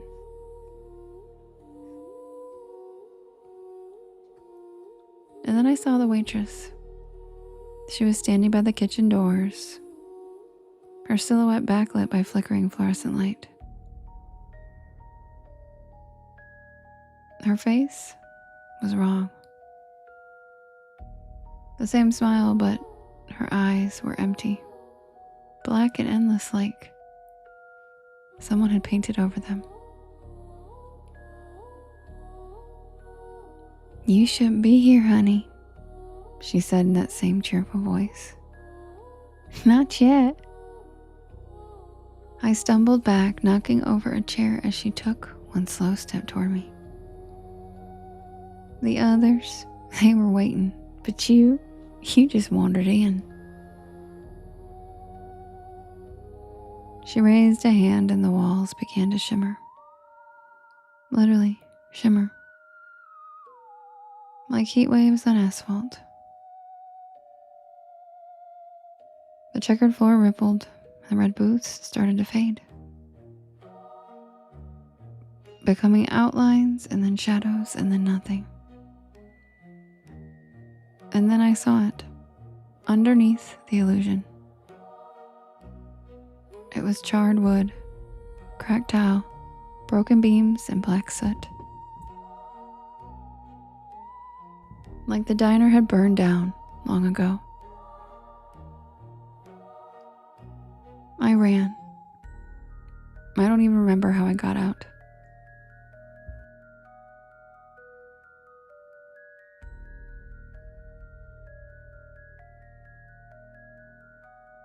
One second I was inside, and the next I was on the side of the road, soaked to the bone and gasping for air.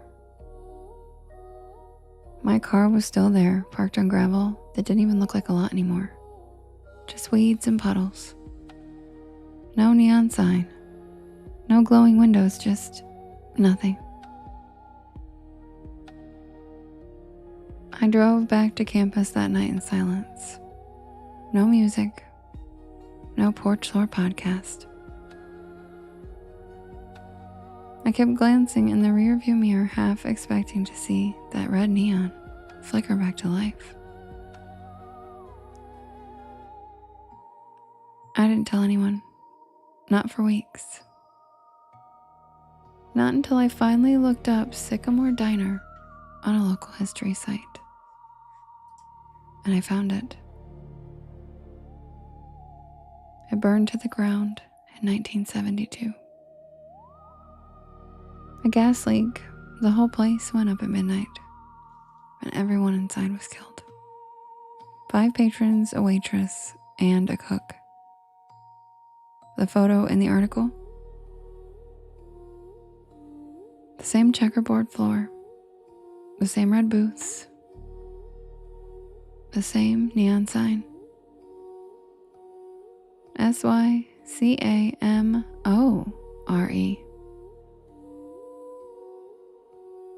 And in the corner of the photo, that same waitress, smiling. I never took that back road again. I don't even drive at night anymore, if I can help it. And every time I see a neon diner sign, something in me flinches just a little. Because I know I was there. And I know I wasn't supposed to be. But the part that keeps me up sometimes, the part that really makes my stomach turn, that was the best damn grilled cheese I've ever had, and I didn't even pay for it.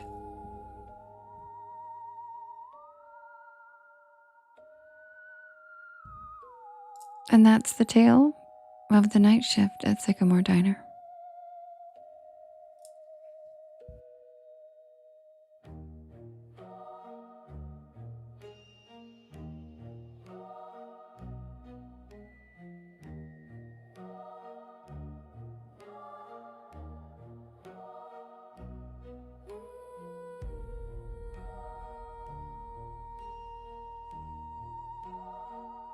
Thank you guys Right, Scream Queen. One day we'll find that grilled cheese. I wish.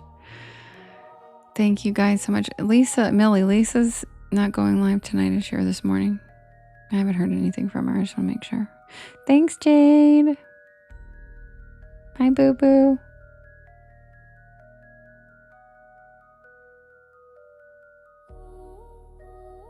Thank you, Porch Pals, for spending your Sunday with me. I love you guys very much, and I look forward to this every night.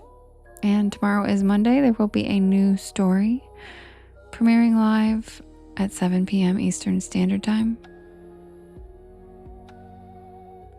Okay, cool, Sherry. Thanks. Thank you so much. Good night, Daz. Or good morning to you. Thanks, Michelle. Thanks, Sherry. So tomorrow, there's a premiere at 7 p.m. Eastern Standard Time on my YT channel live. Thanks, Meg. So if you want to join us over there, and if not, I'll see you guys again the same time, same place tomorrow, 10 p.m. Eastern Standard Time. Thank you, Daz. And don't forget, stay spooky.